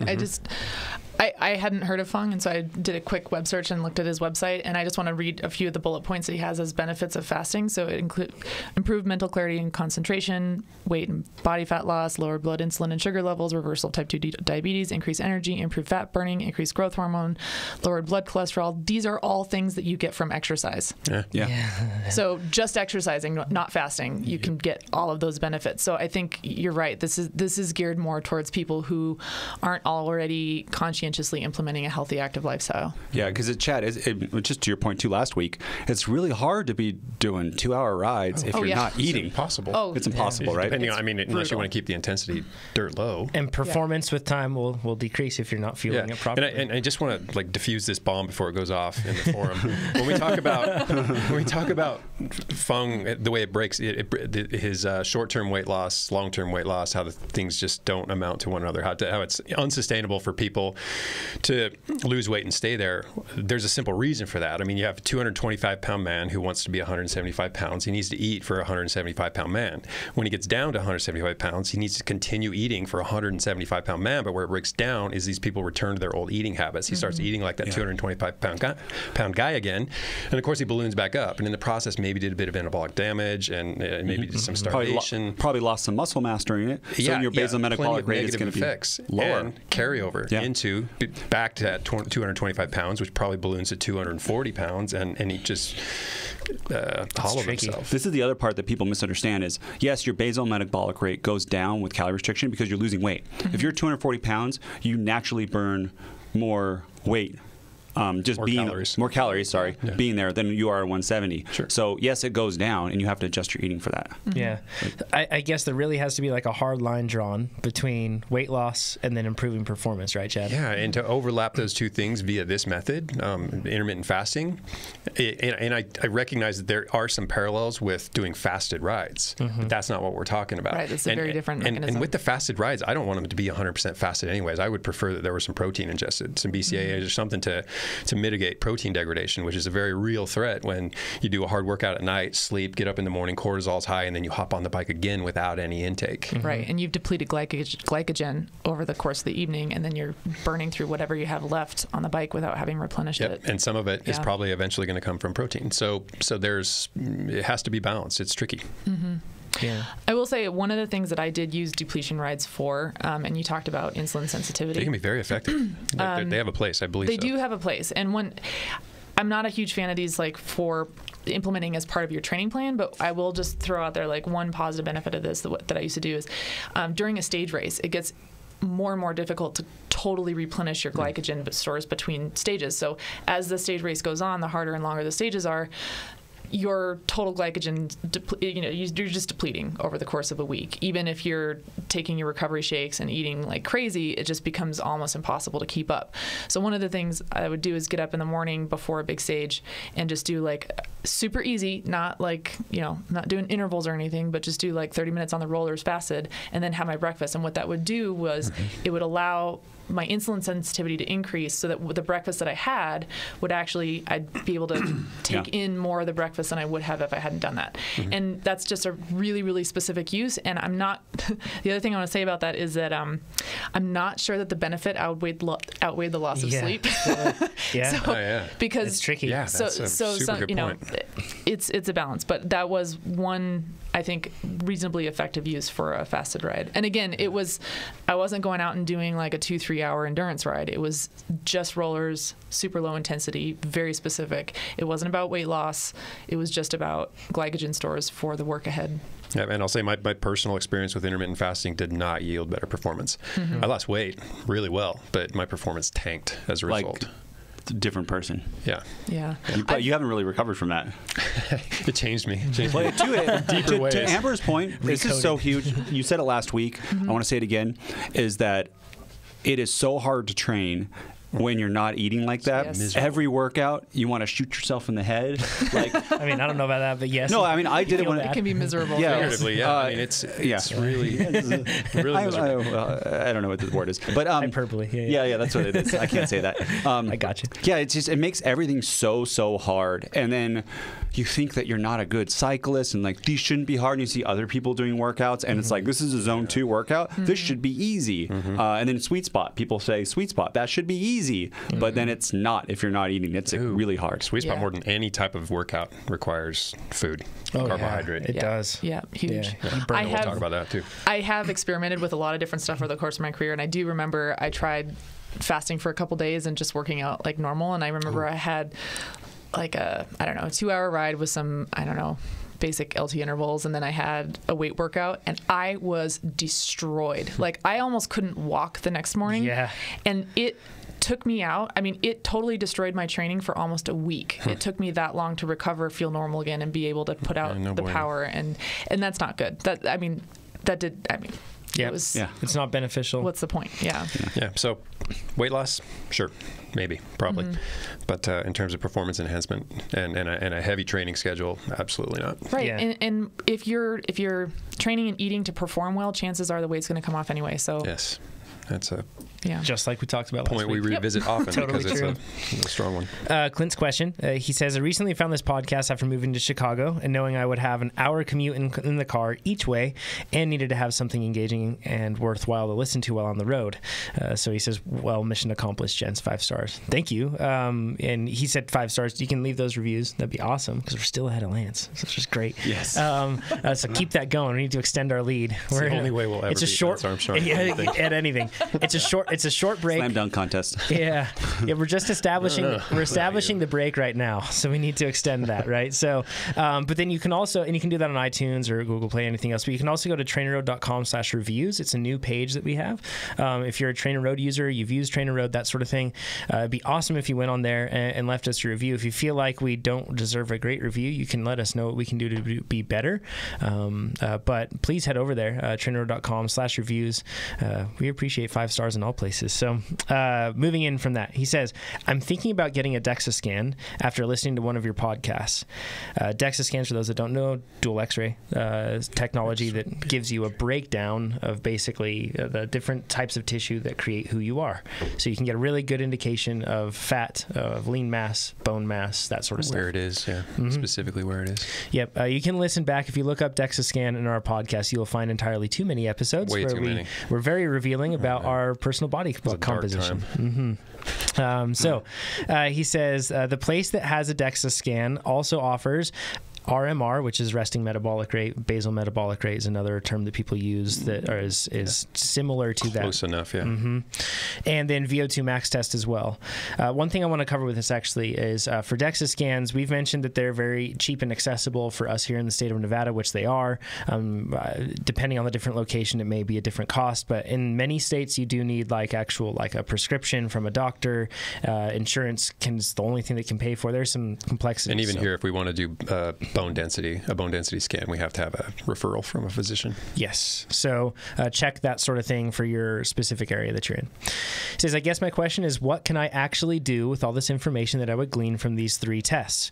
How can I incorporate it into my training, and what can I learn from it, if anything? Simply put, is it worth it? These are great questions, and this is kind of why we did these Before tests. we launch into this, though, I want to say I don't want, the intent here is not to diminish the importance of of lab testing. I mean, it does have its place, especially in the realm of research with higher level athletes. I mean, there are good purposes for it. Right. For athletes at most of our levels, well, this is what we're talking about. Yeah, I think so there are certain like a VO2 max test is one that's very like it's a sexy test, right? Like, well, it may not be. You may find out that you don't have great numbers. It's anything but sexy. Yeah, it's an ugly affair. But the point is, it's like a glam number, right? That people are going for. Yeah. Oh yeah. So much spit. The process itself. No, you want to brag about it. But that's the point. Yeah. Thanks, Nate. Yeah. So that you're trying to get like a big number. Or usually it's defined, and this is bad, but usually it's used as like correlation to how fit or your potential. You know what I mean? Did you do any of these? Yes. I did 2 tests. And I want to tell a quick story about those too, because I think it kind of illustrates some of our points. I'm working on talking closer to the microphone, you guys. Nice. So my husband raced Cat 1, and he's been a Cat 1 for decades now, and he raced it really young. So he was well on his way in cycling by the time I started. And I remember I was going in to get a VO2 max test, and I was kind of nervous about it. And so he told me the story, which I think is very illustrative. He was going to get his first VO2 max test, and he was really nervous about it because, of course, you want to have a good number. And he confided to his dad that he was nervous about this test. And his dad said, "Why are you nervous? You've already won bike races. You've already proven that you can win bike races. So what more can this possibly tell you?" Excellent point. Exactly right. And it's a really good point. I mean, numbers don't win bike races. Bike racers win bike races. And so it's the numbers are information. It can be useful, and like Chad said, it has its applications, but it's not a determinant of your potential as an athlete. Should we jump into VO2 max? No, because I want to know what her VO2 max was. That's what I mean. Jump into it right now. Yeah, and then we'll go to the other ones. Just into the order that we have. That one out. So I got 2 tests over the course of my career. One showed 64 and one was 67. Got it. So not off the charts. Well, Chad and I are 62 when we did it, and Jonathan was 68, I believe. Yeah. And then back in 2008, this sounds like a brag, but it's not. It's just, with back calculation, based on my threshold, based on my body weight, I was probably in the low 70s. And the interesting point about this is the fact that it's not a static number. No, it Certainly not. Can change. It changes a lot. And a big misunderstanding, and so like, and I know very like high performing athletes that their VO2 max numbers, perhaps earlier on at a different point in their career, were higher than they are currently, yet their performance is better now. Yeah, another solid point. So it's not necessarily like, I guess just furthering what you said is it's not a determinant straight across of your end performance, right? No. These numbers, though, it's kind of interesting. So European Pro, say 67, and then Chad, when you were low 70s, you got what, almost 5th at nationals by like a quarter second? Yeah, like a national level maybe athlete. Use a different example of my racing prowess. I mean, really different pressure. Referenced by Nate. Probably one less pump on you would have been podium at nationals. Yeah. But that's a good. So that's like the. He's nationally competitive. Is the point. And people that might not know is men naturally have a higher VO2 max. So Amber's is actually much more impressive. Yes. Very high. Than Chad's as a low 70 is yours as a high in the high 60s. Which is why. Yeah, that's why she's a better. Why, but at a higher level of one of the things. It's not surprising considering that she's an international professional. If her VO2 max was 48. It would be very surprising. Hugely surprising. They'd want to probably really study impressive. I mean, like my skill was off the charts. There's skill and there's efficiency and the ability to maintain a high percentage of your VO2 max, right, Chad? Yeah, there's a lot of other physiological parameters. Yes. This isn't the only one to focus on. In fact, it's a really weak one to focus on, really. Yeah. I mean, there are plenty of other things, right? I mean, when you're looking at it, it's more about how you. I mean, you could, if you really want to get into the weeds and start to measure these things, you can measure things endlessly. But I think that, like, and this will be a common theme here, but this is the benefit of having something that's more of a direct, we're talking like a performance metric that you get from power in terms of an output. It's actually measuring the output. And the cool part about something with power is the fact that you can adjust that and use it to guide every second of your training. If you're trying to improve your 3-minute power, you don't need a VO2 max test. You just need to work on your 3-minute power. I mean, if it's one thing one month and it's something greater the next month, you're on the right track. It doesn't matter what happened to your VO2 max over the course of that. And chances are probably nothing did. Right. I mean, I've talked before about running science. I think it's running, or the science of running. Steve Magnus, he's got a whole chapter. I think it's titled "The Myth of VO2 Max," and it's rife with studies that show all sorts of changes in performance with no changes in VO2 max, changes in VO2 max with no changes or decrements in performance. So again, it's a weak tie. I'd say this is probably. I mean, we'll get into the resting metabolic rate one, but for me, this is the one that has had absolutely no bearing on my training or performance. It hasn't changed a single thing. If you train to elevate your VO2 max, to go in next time and get a higher VO2 max score, I mean, you're absolutely missing the point. Yeah, you're way better off chasing your FTP. Right. Yeah. Or just performance outcomes. And performance, and two, for people that do score lower, I think there are, I can't remember the guy's name, but I believe there are European pros, like World Tour Peloton people in the 60s, like low 60s. That don't have exceptionally high VO2 max. Because there's other things that, like we said, make up for it. Right. I think Cavendish is one of the classic examples of this. Like, he was tested, his numbers were far from impressive. But look at the success that he's had. Yeah. I mean, He's one of the most successful bike racers in history. Yeah, right? Yeah. So just sit back and think about that, right? Something to add to this too, a big misnomer I see a lot of people, or misunderstanding I should say, a lot of people reference, Nordic skiers have higher VO2 maxes than cyclists, and sure, they test higher, but you have to understand what that's saying. That isn't saying that necessarily they're a more fit individual, but it is saying that there's more muscle recruitment in the activity that they're doing. Yeah, we talked about that before. I mean, you involve more muscle mass, you're going to require more oxygen to make it create power, do whatever. Yeah. Yep. So there's going to be a higher VO2 max, a higher volume of oxygen. Higher heart rate along with that too. Yeah. Yes. Absolutely. The max heart rate that I use in training was, I think I was using somewhere around like 190 for training on the road in cycling. And then I remember when I was living in Austria, I used to go do Nordic skiing as cross training, and I would wear a heart rate monitor because I wanted to, at least get credit for my training. Right. And I saw my heart rate get up to 211. Yeah. Whoa. Yeah, it goes high. Yeah. But I would never use that as my max on the road because there's no way I could get my heart rate that high on the bike because I'm just not recruiting that much muscle mass. That happens to triathletes too, where running, it's way higher than cycling. Yeah. Can we cover resting metabolic rate, that test? What is that, Chad? Let's do it. Resting metabolic rate, just the amount of calories your body utilizes, basically keeping you alive. Yeah. So if you lay in bed all day and don't move at all, this is how many calories you'd burn. Yeah, and minimize thinking. You know what I mean? Exactly. You don't want to be solving math problems all day. Sleeping all day. Yeah, exactly. It's like it's basically keeping the lights on. And the way that this can be tested in a number of different ways. We sat down and we had, I think that we had a gas exchange. Was that right? Yep. You put a mask on. You sat in a.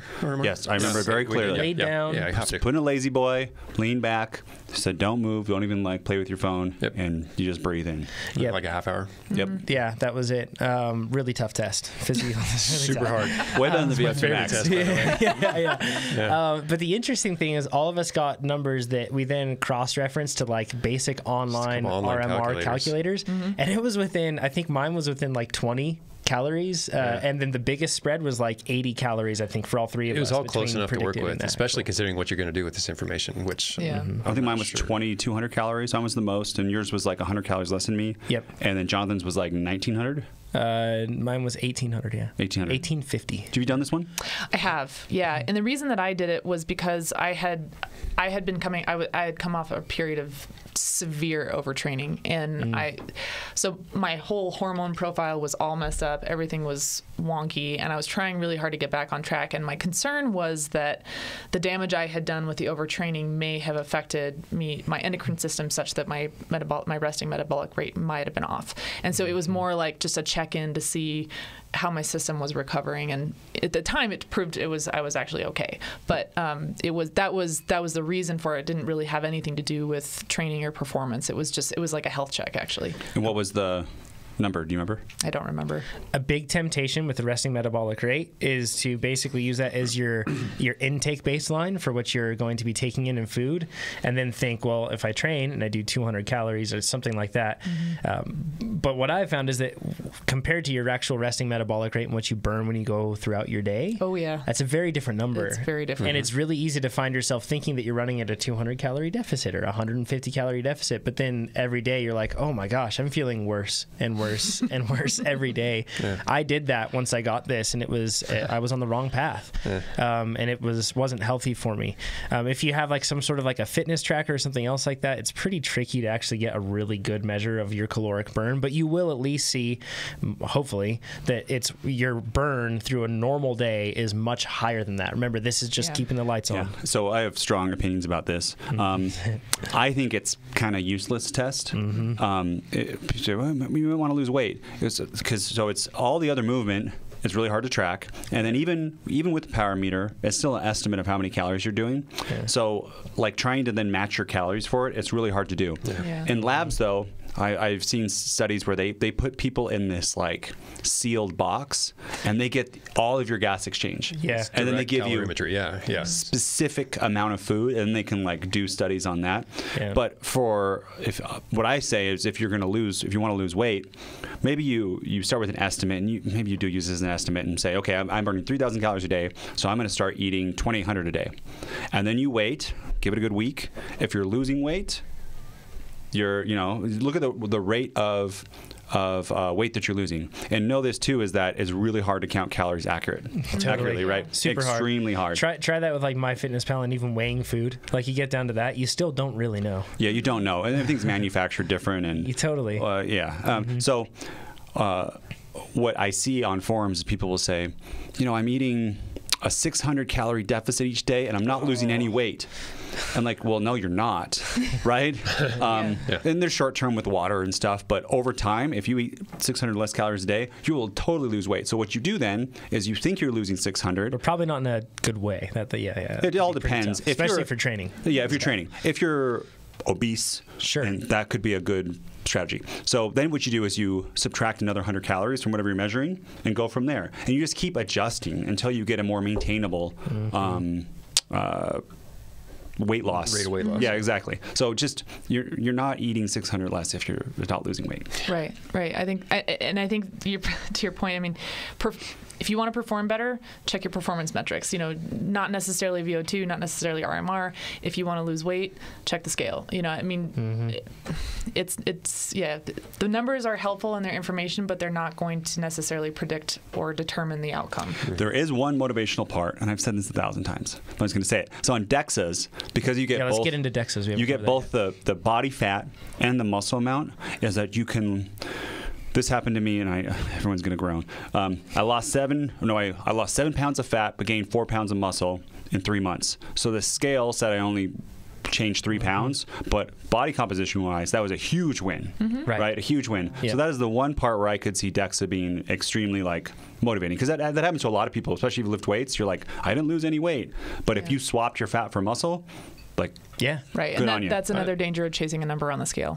I'm all about the DEXA though. I like that. I think it's actually, of these 3 tests, the most useful of all of them by a lot, and just a useful test period. Because changes in body composition that's good information. It tells you not only am I weighing less on the scale, but where's that weight coming from. I mean, it tells you just changes in where you're carrying your fat, what your visceral fat looks like. I mean, there's a lot of useful information. It really is. Yeah. But there's still the Amber's point too. It's what's your primary goal? And unless sometimes when you are overweight and you do have a lot of weight to lose and you want to be good in cycling, your primary goal could be a certain body composition first before you attack FTP. But once you get to a healthy weight, then it's about performance. Yeah, and I think we all probably fall in that trap of where we try to get the number 1 or 2 points lower, but then your FTP stays the same or goes down. Yeah. And it's just like swapping one for the other. I'm not even talking about this relative to performance, simply that there's a lot of good information to be gleaned from a DEXA scan. Yeah, I agree. I think that it's a good thing to help keep yourself in track. You can clearly see why bodybuilders would be really interested in a DEXA scan, right? Oh, yeah. Because you get it broken down with your arm, or for your left arm to your right arm, your left leg to your right leg, your trunk gets split into quadrants. So you can really figure out if all of that work is increasing lean mass, that sort of stuff. For cyclists, we're probably not as concerned with that. I guess I had a little bit of that, but it was more like a confirmation that my PT was working, because a ton of it was glute focus, and I was told that I was low on lean mass throughout my glutes. So then I worked on that, and it showed that it increased. But to be honest, the whole point in the end was to improve performance. Right. And that's the thing about all of these lab tests, is you really have to keep in mind the fact that if you are a cyclist, chances are, if you're listening to this, if you're a cyclist that's chasing performance, then you should prioritize that. And I mean, thank goodness we have power, because that's such a great way to measure that. And with all of these metrics, if you're going to use any of them, remember that the only thing that's really meaningful for what you're doing is how they change relative to your own numbers. Yes. So totally. Comparing yourself, if you're going to get a DEXA scan and you're looking at body composition, comparing yourself to other people, it's just, it doesn't matter. Your physiology is so individual. If you're going to use it as a motivational metric for trying to chase performance outcomes, remember it's you against yourself. So it's your progress relative to your numbers, not necessarily comparing with other people. And DEXAs are going to be measured so much higher than everything you've ever read. Yes, so get ready. Yeah, prepare to be disappointed for the first one. Everything you read is then you have a caliper test in most cases. Like that's like the common percentage. And we found that at least for us three, it was roughly half of what we saw with a DEXA. Yeah, because that's just subcutaneous fat. Yeah, exactly. Doesn't get into visceral. So what you're saying is a bad tactic would be to get DEXA scans repeatedly and then share them comparing yourself against two other people on a podcast. Don't do that. Sounds good. Okay. But for the record, I was the skinniest once. I wasn't the fastest, but I was the skinniest. Let's close it out with Fiona's question, and then we'll get into some live questions that you guys have submitted. You can join us live every Thursday at 8 a.m. Pacific on Facebook or YouTube. Fiona says, "Hi guys, loving the potty." I assume that she's Australian, because that sort of abbreviation. It's potty with 2 D's, by the way. Yes, we should clarify this. Thank you, Amber. Says, I discovered it a few weeks ago and have been steadily churning through the episodes. I train for and race predominantly cyclocross, although I dabble in road racing and crits and a bit of mountain biking in the off season too. I'm usually on the bike for 15 to 18 hours a week in the off season and 10 to 14 during the season due to a heavy race schedule of every weekend. That makes sense. So sounds like she genuinely enjoys riding, like with all of those different activities she does, and then in the off season her volume goes up, right? That's like she genuinely enjoys riding a bike. It's pretty cool. So she says, so I'm recovering and maintaining fitness during the season. That's a priority of hers. That's why that volume drops low. My question relates to FTP, sweet spot, and power output. I have an FTP of 240 and I weigh 53 kilograms, but there's no way I can sit at my sweet spot of between 201 to 228 for long periods of time, nor elicit a sweet spot training session of repeating that for 15 to 20 minutes over and over again. How is it possible to produce that FTP? Yes, I calibrated my power meter and it's in line with my previous FTP scores on a progressive upward trend, but not be able to actually sit at a lower power just shy of that? Is it simply a matter of training myself to do it? If so, how should I go about that? And that's really kind of what we're going to address, this portion of that question. She says, I know in cross I don't sit at a completely steady power output. Instead, it's spiking and dipping, but I also know I need to keep the power high without blowing up. So I do feel it would be helpful for my racing to have that sort of capacity. I'm going to touch on a couple things and unleash it to everybody, but she's absolutely right. And if you look at cyclocross files and that sort of thing, you look at, when we've looked at top riders' profiles, we've looked at amateurs, everything else, but there's spikes, and cyclocross is famous for the spike, but really what really decides it is the sweet spot that you sit at in between, because that's usually where people are sitting in between those efforts. Mm-hmm. So it is really helpful, and it also makes sense. So we have one of the fill-in producers, Bryce, one of our community managers. He complains about sweet spot a lot. A couple people here at the office complain about sweet spot. They can't, or they used to not be able to do it. Right. No, I'm one of them. I was one of them that I complained about it before. Now I don't. And I'm not. So, like addicts that have overcome, we'll share our experience. One thing I want to say is that I think that this doesn't just break down. It's not quite as simple as just, one thing or another. I think there are multiple parts to it. I mean, there's the fueling side of things. There's the muscular endurance. There's plenty of stuff, right? I mean, physiologically, if you look at it, it's like anything else. If you train it, you're going to improve it. Mm-hmm. So in this case, we talk about fiber types all the time, the slow twitch, the fast twitch, and then those intermediates. Sweet spot is very much about intermediates, mm-hmm.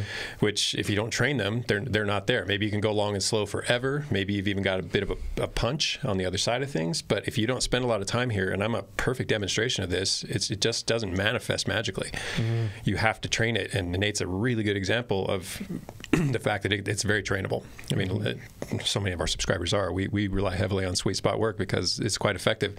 And I think Hunter Allen said this years and years ago, that if you got good at one thing, make it sweet spot, because you'll never get tailed off a race. You may not be the high performer, but you're never gonna get spit off. That's those moments in between that's where most of the racing is done, is within that range. But these fibers, they're pretty much equally glycolytic and aerobic. So they use sugar and they use fat, and the fact is they use a lot of sugar. And I think what all of us come back to, and what I think is going on in this case, what we all think is going on in this case is that there's not enough sugar coming into the system. I've noticed that, like, when I have a big Sweetspot workout, and Nate, you're mostly responsible for this. You're welcome. But when I have a big Sweetspot workout coming up, that is not the day where I'm trying to pick salad. That's not the day where I'm trying to, Unless you want to have skimp. a really miserable ride. Yeah, and then Sweetspot feels a whole lot like Threshold or harder, right?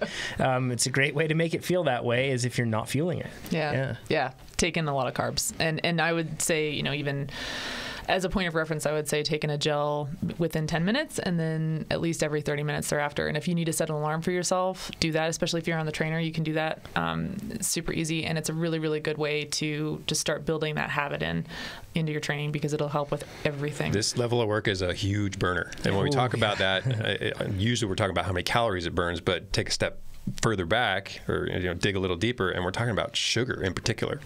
Yeah, I feel like after this sort of work, I really feel drained. I really like that. That's the one where I'm like, recovery drink now, please. And I keep saying sugar, but what I mean is carbohydrate. Right. Simple sugar, simple carbohydrate. This goes back to we talked about, like, I've had it too, where not eating carbs, and you do these kind of workouts, and then you're just like, but my FTP is 200, and I can't hold 170 for 10 minutes. Right, it's a crisis. Yeah, exactly. And then you think that either, everyone's testing is wrong, or my power meter's broken today, you question the world. Exactly. And the shame spiral begins, too. Or I'm just different. I'm different. I'm different than everybody else. I just can't do Sweetspot. That's what it is, right? Totally. That's what I'm a different human. So recently, based on last podcast, I've been trying to hit that 100 grams of carbs per hour, even on easy stuff.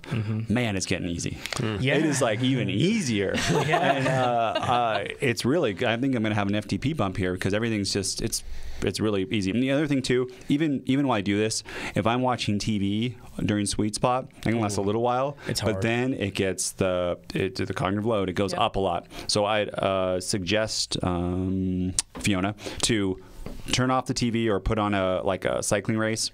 Put on some up-tempo music that you're familiar with. Eat your carbs, try that, and I bet you'll have a great Sweetspot workout. Podcasts and audiobooks, and at the beginning of the Sweetspot Power Zone. Yeah, you say that, but I can actually make those things work. I will say, I'm watching. Look, your cognitive load, you're much better. I know, but I'm watching like the Punisher. I know. But to further your point, I'm watching the Punisher. Right, that's my reward. If I get on the bike, it's really good, and I only get to watch it if I'm on the bike doing Sweetspot. I like it. So, but I'll find myself struggling during the dialogue stretches. It's like, oh, come on, please, let something happen. And then the action happens, and I sail right through the remainder of the interval. So, something with this too. There's a psychological effect to even just getting like aside from what you're using to focus on during the actual stuff. It's really hard because it's a very uncomfortable position to work at. Yet you see that you're not at your threshold, so you kind of tell yourself it shouldn't be this hard, and that spiral starts to happen.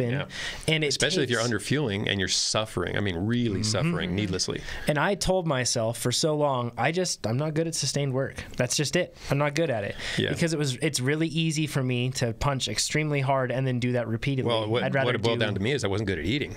So I'd go into these all underfueled, thinking I got to make every ride about losing a little more weight, about getting a little bit leaner, about improving my strength to weight ratio by dropping the weight side of the equation, and usually dropping the strength side of it too, unfortunately.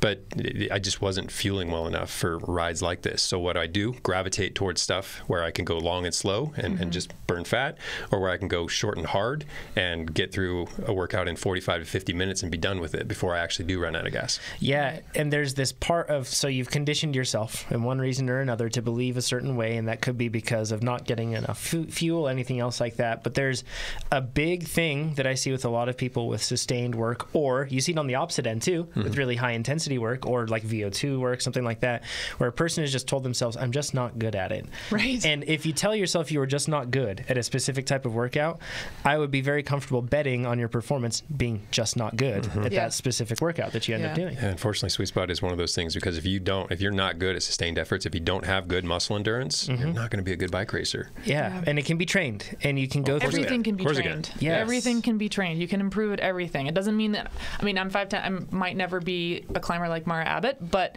I can train my climbing. I can get better at my climbing. Yeah. That's kind of the cool part about being an amateur. We talk about that a lot of the time. But like, be a climber for a year. You may not be the fastest, but it doesn't matter because you're not paid to do it, right?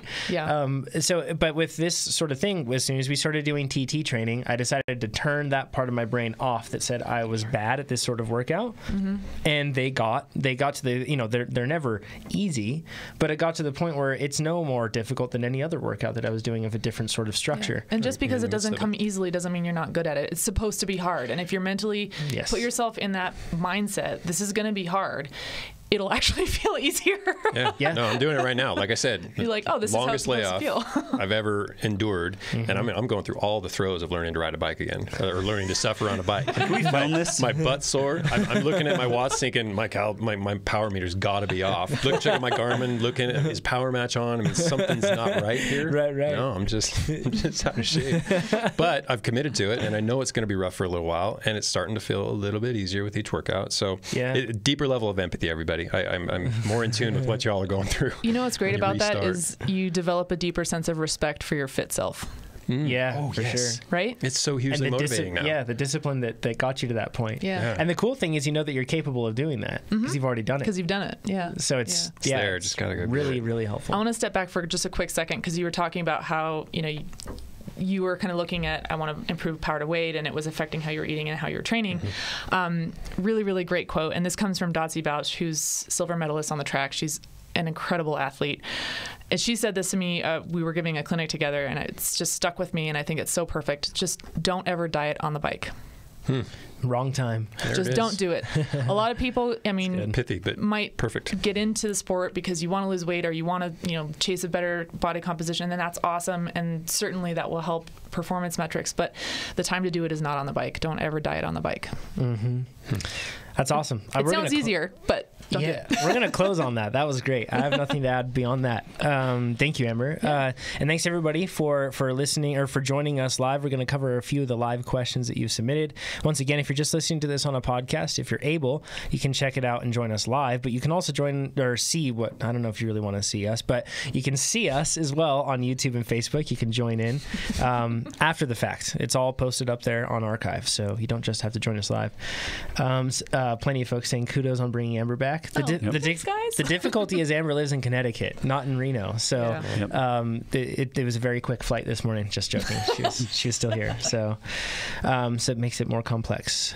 Let's see. My dad said hi back. Oh. See, he's listening. Hi, Dad. He's listening. Hi, Nate's dad. Okay.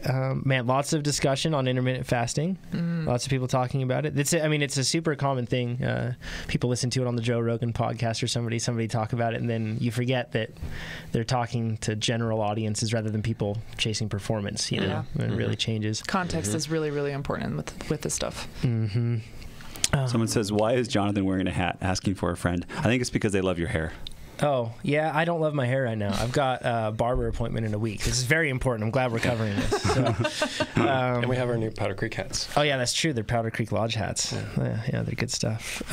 Okay. I just keep going through, yay, Amber's back. Yay, Amber's back. There's no questions. Cool. I guess that does it. And a lot of people, a ton of people talking about... So one guy says, how does intermittent fasting work with labor jobs? In my line of work, I'd be afraid to put myself or my colleagues in danger due to sporadic symptoms popping up when energy is low. That's something to I was thinking about that with our guides that we had on the ski touring trip. I want those guys to be so well fueled. Because, you do not, and I'm sure that you have a job like that, but even if you have something where you're pressing keys and you think that it's inconsequential, it's still your job. And performance can suffer there. Remember, like you said, your brain uses a ton of glucose. I give out cocaine and Adderall to all the employees here. Lord. Just kidding. Your sound bites are horrific. No, but can you imagine like a firefighter being like, "Oh, it's a fasted day today, guys. Yeah, sorry, like, guys. I'll get up there soon to go save you." Yeah, exactly. Like it's there's one thing, like performance isn't just athletic performance, but it's outside of that too. And like we talked about last week, when you're starving yourself and you're going through whatever you're going through, life tends to suck more. No, here too. Family relationships, everything. Yeah, it kicks down in the family. Totally. You're fasting, and suddenly you're like a grouch, and then you put that on your spouse, your kids, and then they all get it, and they're like, "Well, I didn't do anything, right?" Yeah. That's another huge part of it. And that's just going to create a whole spiral of other stressors in your life that are going to affect everything. Right? So, and then you probably gain weight because your cortisol goes up, and then you're like stressed. And you're like, "I'm gonna binge." Yeah, right? Exactly. This isn't working. yeah, it is something to be really careful with because it can be a slippery slope. I think it can be really easy, especially as athletes, to start accumulating these little mental rules about what you can and can't eat or when you can and can't eat, and that is a very slippery slope. So it's just something to be aware of. Georgie says, I have a question too. He says, if you're not rested after a last workout, should you skip it or should you do it at 50%? I figured, Chad, we should run through like the cascade that we have of basically like adjustments you make to a workout on that. And then we'll get into the second one after that because it's unrelated. So if you're not feeling like you can finish it, what do you recommend? It kind of depends on the intensity of the workout. So low intensity workouts, basically just cut it short. I mean, if you're not even fresh enough to maintain a low workout intensity, you're just too tired to be on the bike. So probably good just to scrap it. With high intensity, the intensity is what derives the change or the stimulus. It's the stimulus that provides or leads to the adaptation we're seeking. So it's really important that that intensity stays pretty close to where we've pegged it. So if you can't do it, dropping the intensity might actually miss the goals of that workout. So you're really not doing yourself any service and probably just furthering your fatigue in the process, which sets the stage for the next couple of workouts, etc. We usually recommend like a quick back pedal in the middle of the interval if you can't continue to do that. It depends how bad off you are, but yeah, if you're just kind of teetering on that edge and something as simple as a brief back pedal can keep you in the game, then terrific. You know, you can kind of just make your way gradually through the workout and call it as it goes. Maybe turn it off if you get to a point where the fatigue is simply too high and you find yourself backpedaling more frequently, and you just recognize you're starting to the wheels are coming off the wagon. When you're really like pushing, Amber, I'm sure you've been in the spots where you're really pushing your limits a lot as a professional athlete in terms of what your body can handle. I'm sure you've had to shut it down early on days. Oh yeah, sure. The consequences that you feel thereafter, I mean, that's like where the next day, if you push through it and you push through and you push through, the next day is then it just all starts to compound, right? Oh yeah, I mentioned earlier that I went through a period of severe overtraining, and that's exactly how it happened. I was working with a coach who was a phenomenal coach, and it's so clear in hindsight. But at the time, what was happening was I was really tired and I was struggling with motivation to get on the bike, and my coach was this amazing motivational speaker. So Tony Robbins. So it was like I'd send him an email and he'd send me this amazing email back, and I'd be super fired up, and I'd just go out again and go out again and go out again. And the problem was that this massive pattern had developed in which every single email I sent him was about me feeling tired, struggling to get on the bike for months, and neither one of us stepped back and said, hold on a second. Maybe there's something else going on here. And because I just kept pushing through, and I mean, it was really motivating, and that part was great, except that it was a time when I really did need to step back. And so after that, learning the lesson, trying to not make the same mistake again was really hard, because you do have this tug of war in your mind of, okay, I'm tired, but am I just being lazy? Is this tired that I need to push through, or is this tired that I really need to step back and rest from? And the litmus test that I used was, I would say, okay, I'm going to get on my bike. And I get on my bike and I give myself 20 minutes. And if within 20 minutes I wasn't glad that I'd gotten on my bike, because sometimes that happens where you're just really tired. I don't want to go out. But you get on the bike, you get a few pedal strokes, and you're like, oh yeah, actually this feels really great.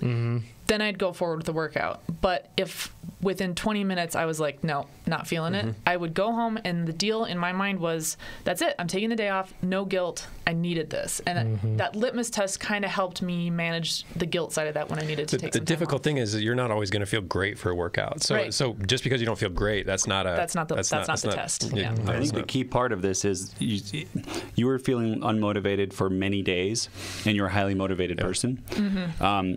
In general, for our subscribers, some people still doing 3 workouts a week, and if you're new to this stuff, like to Chad's point, like you're not going to feel great every time. Right. No, and I've had it where, you do a block. Monday's a rest day. Sunday, you're like, should I do it or not? And then if you can push yourself through, you find limits that you weren't aware of. Right. And then next day you recover, but then Tuesday you're like, I'm ready to go. Yeah. Right? Yeah. Tuesday We're extending limits, expanding limits, right? That's not always going to feel good. So you have to recognize the difference between I'm tired today, but I know I can do this workout, or that first 20 minutes says I don't feel great, but I can do this, versus I don't feel great, I need to pull the plug, I feel terrible. Yeah. So maybe a good way of doing it is pushing through initially, but then if it's persisting. Yeah. And then the other thing to remember, to your point, Nate, is no one does any workout at 100% ever. Yeah. No one does any race at 100% ever. When you line up for a race, you're not at 100%, but neither is anybody else there. There's inevitably going to be something that went wrong that morning, that you maybe your tapers off, whatever it is. Like no one's ever at 100%. So you don't go into it with that expectation. Expecting perfection. That's such a good thing to remember, because you'll find yourself thinking that you have the worst situation or the worst scenario on the line because you had that one problem, and you'll think that everybody else, they didn't have that problem, so they're okay. Yeah. But that's such a good thing to remember. I will brag about this. So I did before my I'm shocked. Let me just stretch out here. Before the mountain bike race, race, I did Carpathian Peak +2 or something. Which is described roughly. I think it's 12-minute over-unders where you spend like a minute over, but the ramp is also above. Yeah, and I think there's like 4 of those or something, or 3. It's hard. It's a big one, but I wanted to also see. I want to see, like, could I do a race the next day? Can I put power out? And I knew I was going to have a recovery week after that. So that's I actually. And it's a low priority race. So people asked me in Strava, like, why the heck did you do that? But I had a whole recovery week afterwards. So I'm like, I'm not going to put myself. I don't think I'm going to do long-term harm by doing this. Right. Maybe that was week 1 of a plan it would have been bad, but it was cool, and I could actually. Like, it gave me confidence, right? Like, I could, even with that, the next day, I could still put out power and race after doing over-unders. And this is a great example of why not to wait to race until you feel like all of the stars are aligning, because it's actually a really great confidence booster to show up and know that everything went wrong and you can still deliver a respectable result. And I think stage races are really great for that, because you get a couple stages in and you feel totally destroyed and you just think, I can't possibly go another day. But then you have to remember that everyone else is destroyed too, and then you get out there and you do it again. You're like, oh wow, actually, I can still go really deep, and it's a huge confidence booster. I remember back in the day when before Trainer Road started, it was like there was a stage race series. There was just 3 days. It was brand new, and at work I was complaining to everybody like, I can't do this. Oh my goodness! And I was only 2 workouts in a row, right? It was like an hour-long race and like a 20-minute TT, and I was just smashed, wrecked. But then I came in and I won the last crit, and I was like, oh, there you go. Like, and I felt though like this is, I don't know, I felt like death, like I should just go to sleep. But yeah, you don't know until you try. Right. But going back to the point is, if you feel like this all the time, right? If there's a that's pattern. A huge. If there's a pattern emerging, then you really, really need to step back and take a look at what's going on. That more or less, there are a bunch of other ones, some of them that would require some research on our ends, but before I'd be comfortable addressing them. I'm not through any yet. Okay. What do you guys think of some good cross-training that is where Steve lives in Texas? What's good cross-training other than skiing? Because a lot of people don't have access to skiing. Very true. Hiking and walking. Yeah. I've seen like a lot of people mention, or a lot of mountain bikers, you see them spending time on a dirt bike, and I want to assure people that's just purely for fun. There's no real physiological benefit they get from that. And you just run a pretty high risk just because injuries happen pretty regularly in that sport, speaking from experience. But I honestly think, like, with the cross-training side of things, you could see something as soccer as being beneficial just due to the lateral movements that you get with that. You're never running straight, hardly. I mean, if you're a really good soccer player, you might be able to run straight. But chances are you're going to have better people playing with you, so you're going to be spending a lot of time running sideways and doing a lot of dynamic movements that'll build you out rather than just that single plane movement. I like basketball. Basketball's another good one. Whatever sounds fun, honestly, because the really important piece of it is that mental break, and if it's something that's really fun and engaging for you, that's going to be so much more effective than trying to go slog it out on like the Stairmaster or something. Please don't do that. Kevin has a good question. I'm going to put this as a principle. If you have 2 or 3 races a day, is it better to kind of race with the slower people to get more points, or to race with the faster people to improve your skills in handling? Depends on where you're at. Do both. Yeah. Because, if you can. Yeah, I think great. This is a really important thing for anybody who's looking to progress in the sport. You really have to balance races that are going to build your confidence and races that are going to really challenge you and put you outside your comfort zone. Because if you're, let's say, Cat 3 racer, for example, and you have the options to race, lower categories or higher categories, you're going to learn so much more from racing against the higher categories, just in terms of positioning. Pick a Cat 2 or Cat 1 rider to follow through a crit. You're going to learn a boatload from that. But at the same time, that's different from learning how to win a race. And you're not going to learn how to win a race necessarily in a P1-2 crit if the level is that, if you've just upgraded, for example. So I really think it's important to stay in the category that you're in until you can win a couple races, because the sense that you can win races and learning how to win races is something that will carry forward with you. But it's always good to challenge yourself by competing against people who are better than you. Always, always. You'll know you're ready to move up when you get bumped up. I mean, it sounds simple, but that's honestly. I'd prefer people went that way. Yeah. I mean, get a ton of experience, learn how to win a race. Yeah. And then let them advance you, rather than this mad dash to get your Cat 1. Totally. Yeah, take your ego out of it. I mean, the whole thing is going to be a learning process, and you're better off accumulating a lot of skill going up into the next category than really, really pushing it, and then you feel like you're behind the 8 ball the whole time. Risa has a question for you, Amber. She says, in the situation where you had the relationship with your coach that was just putting you deeper into a hole. Yeah. She says, what specifically made you realize that you were fatigued rather than just not motivated? Differentiating between the two. They're highly correlated. And sometimes there are times when I'm really tired, but I'm still really motivated.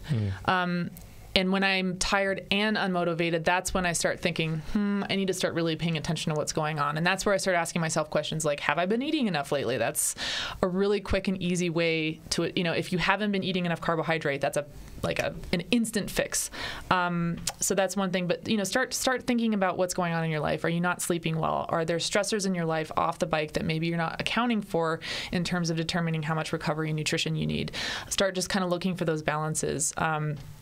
And then if a pattern starts emerging over a period of time, that's when it starts to get really bad. And the way that, for me, it was going on over the course of a season, but I mean, I was a professional, so I had to keep racing. It was just, in each race I was doing, I was feeling worse and worse, performing worse and worse, and that got in my head and it created this whole downward spiral. But I didn't really have an opportunity to step out of that. And because I hadn't gone through this before, I had convinced myself that I just needed to keep training harder, which is a really,